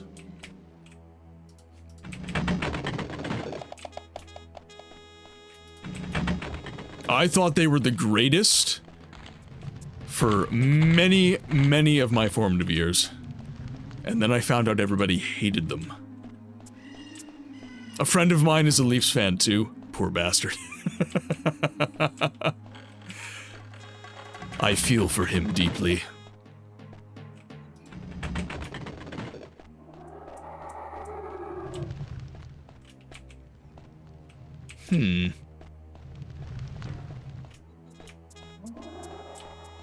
Yays is definitely Jets.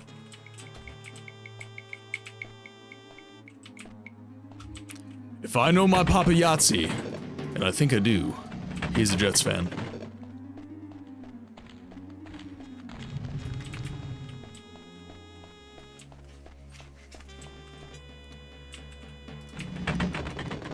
He goes to the Jets games and he serves Papa Yahtzee's pizza. Grew up a Kings? Oh, Kings.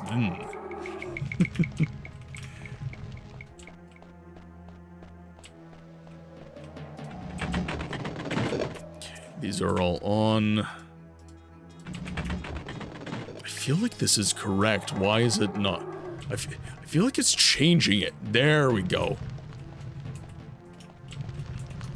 Oh, thank God. Ooh, wait. Wait! Oh! Yep, enemies are here. Enemies are here. It's like I almost forgot. Easy. Not so easy in a moment. Oh, the Lish is not here. Why are you here? Are you trying to have me killed, woman? I'm getting your freedom right now.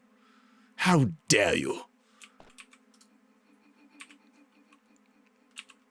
Okay, I have way too much gold. Okay. Now. We did it, chat. We got to the end. I did not just accidentally read it as Canadian geese. I'll show myself out.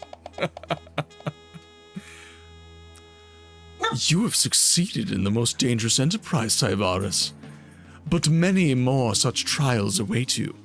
By bringing the horn to me, you have helped me lift the curse the Queen Dowager placed upon my tower. I hope I can count on you for further aid. For now, take this ring as your reward. Luckily, I can grab it. Okay.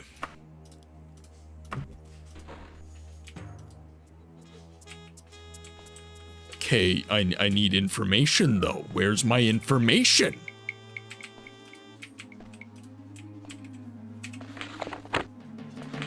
Okay, let's go.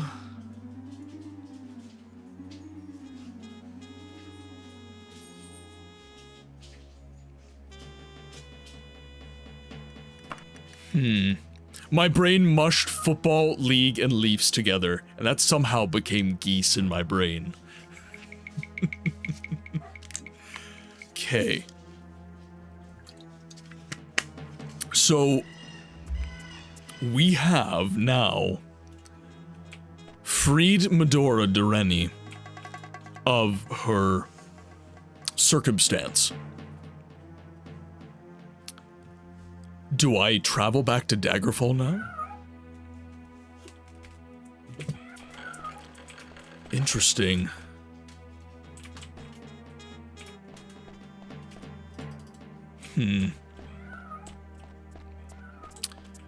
Any of the Daggerfall aficionados in the chat, if I could get a little bit of insight here, because I don't want to leave Dureni Tower and that not be the case.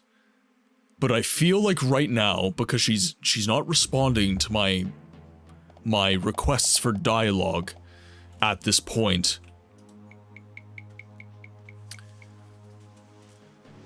So I'm starting to feel like I need to leave and then maybe come back, because she said she has more quests for me as well.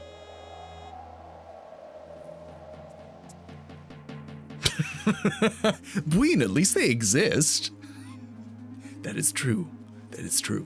They will become a part of Bween's massive zoo. The Cobra Chickens will become a part of Bween's massive zoo. She will care for many a Cobra Chicken. The next quest takes a month in-game to activate. Ah, I see. Alright, off to Daggerfall.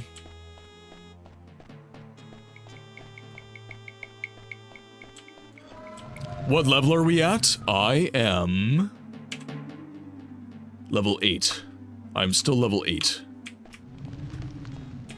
So I'm assuming that we are going to have to do quite a bit of leveling in the meantime.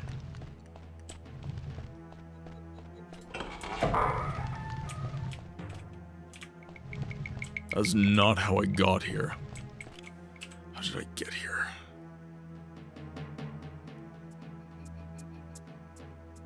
I took the stairwell, which is this way.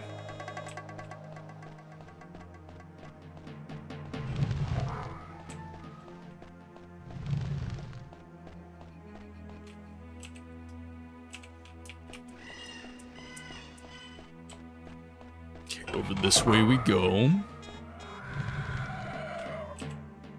Nope, not that way. Not that way.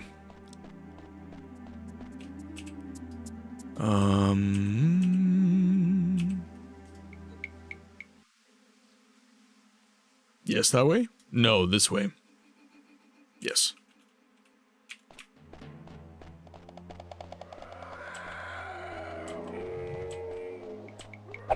Oh, hi.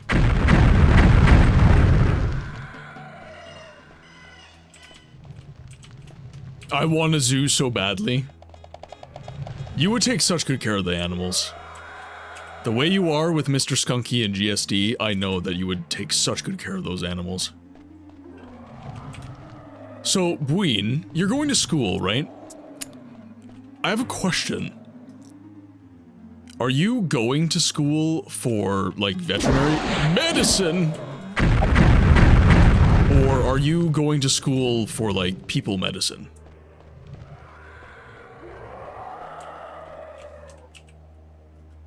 I believe you're going to school for medicine, though, if I'm not mistaken.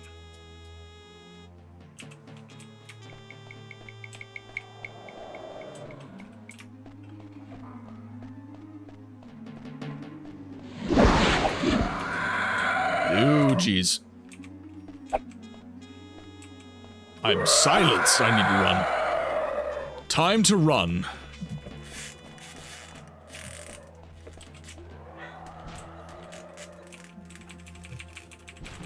Give me my spells back, please. Okay, we're gonna save because we're a little bit closer. We're a little bit closer to the exit. They are leaving us alone. My using of the royal we for no reason whatsoever. I graduated with a master's in biomedical engineering 3 months ago, so yes, designing people medicine. Gotcha. I should have, you know, I'm on the fence. I have a BA. I don't have a master's. And I kind of feel like I should have gone for my master's. It's just life, right? I needed to get a house. I needed to make income. Hi. Welcome home. There's chicken and rice in the fridge if you need.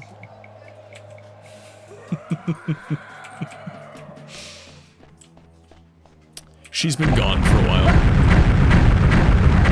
She was away for the weekend. She paints model horses. That is one of her many, many hobbies. And she just returned. Okay, now let's... Chat says hi! Chat says hi!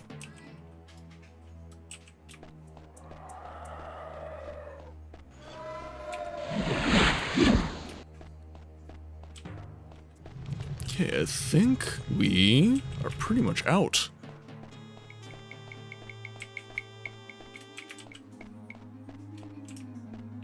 And there we are.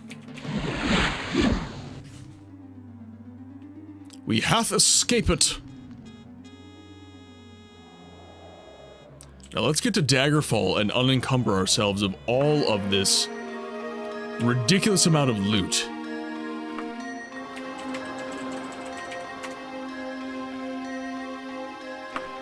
Yes, I would. Begin! 14,000 gold, chat. 14,000 gold. That is a ridiculous amount.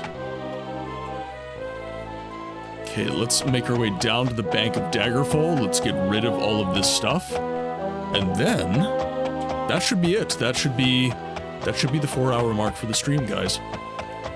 So let's make our way over.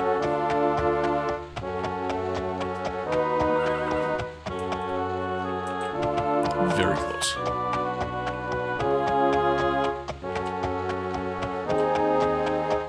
And I do apologize for Shijunjin. Gurkha is in Sentinel, actually. I'm avoiding her. Again. But I do apologize for Shijunjin, the dungeon that we were just in. I understand that it probably wasn't the most compelling viewing experience, but that's kind of how Daggerfall is. There's a lot of deep thinking required in the game.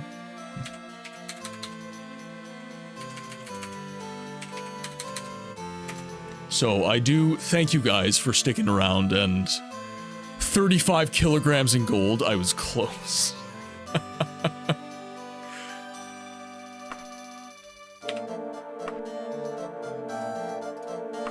And there we are. Okay, so we have unencumbered quite a bit. Thank you, Sel. I don't know if we've met when I accidentally got a 10-pound bag of strawberries for GST, but it's the end of the strawberry season. The same farmer called me last week and asked me to take the strawberries. So now I have 12 pounds of So, Gween, you've never told me this story, by the way. And it might require you to write a book, and I apologize for that. But what is the why is GSD obsessed with strawberries? What is the reason that he needs strawberries as opposed to just say regular dog food. And for those of you who are kind of puzzled when I say GSD, it is a German Shepherd dog, GSD. At least I believe that's GSD's namesake. He's just obsessed. He's just obsessed.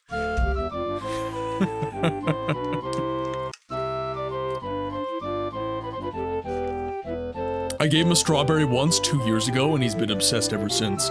So he just like, you try to feed him something else and he just looks at you like, it smells strawberry. Where's my strawberry? Okay, good. That would have been awkward if I was wrong about that. That would have been very awkward indeed. Alright, chat. I guess with that, we've completed the dungeon. We've dropped off our loot from said dungeon. And now, I think this is a good place to drop off the stream as we are 5 minutes off from the 4-hour mark. Belly is full of wontons and I'm very happy, Neil. I'm so glad. I had a very boring dinner. I had some chicken breast and rice and some veggies. Oh god damn it, right at the end. Yes, right at the end. Right at the end, unfortunately. Let me just make sure that I'm exiting my game here. Will we ever see Cyvaris actually make a child support ban? Teach me how. Teach me how.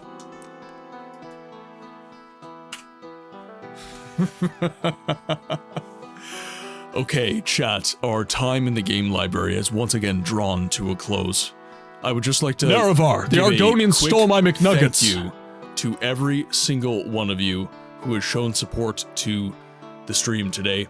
The subs, the bits, all of it. Thank you so much for your support as I try to navigate this wild west that is content creation. If you would like to support me on any and all platforms, you can head over to my beacons page where everything is linked. Everything that you see below here, everything you see flashing up there, all of it is over there, including the Discord, but that has also been linked in the chat for your access. The Discord is the way that you get access to me when I am not on stream. That is how you get access to polls and everything else. So, Well, I'm almost too late, but here. Show Melly. love 1000. Melly, thank you so much for the biddies. Thank you so much for the support. As you guys know, it is it's massively helpful. You quite literally that supports people. You quite literally keep the lights on at the stream, Melly. So, as a reminder, Halloween is fast approaching. I am looking for suggestions for horror games to play for the month of Halloween. One of the standard rotation games is going to be getting dropped off, unfortunately. But it is only for the month of October, and then we will be back to the standard rotation of games. Head over to the Discord, hashtag suggestions box within the general chat. That will get you to the spot where you can recommend games for me to play. Resident Evil 4, I've been thinking about it. I almost feel like that'd be a cop-out for me though, because it's one of my favorite, it's in my top 3 favorite games of all time. So I feel like that is such a cop-out for me to play Resident Evil 4, even though I love it. I feel like I need to play something else. Obscure got recommended to me. I've never played a Silent Hill game, so Silent Hill might be a good shout. Scorn is a game that I've played. I do like it quite a bit.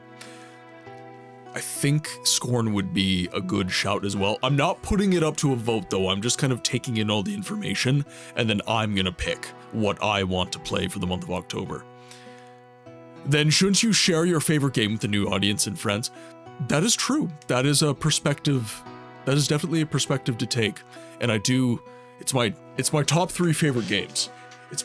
At times it has been my favorite game of all time. Resident Evil 4 is amazing. Genuinely adore that game. It's so good. But with that said, make sure you're hopping over to the Discord and giving me suggestions on what you want to see. Thank you for streaming and keeping me company at work, Buin. It is no problem. As I say, I am a pillar of community and an entertainer whenever you guys need. All you have to do is come to the stream and say hello. Welcome, moon and star. Come to me through fire and war. All right, and on that note, Neil. Come and look upon the heart. Upon the heart. You can DM me. Lay down your weapons. All right, guys, I'm gonna snooze ads. I'm gonna snooze ads. YouTube, my friends. This is going to be the end of the stream as I am taking our pals on Twitch, and we will be raiding out.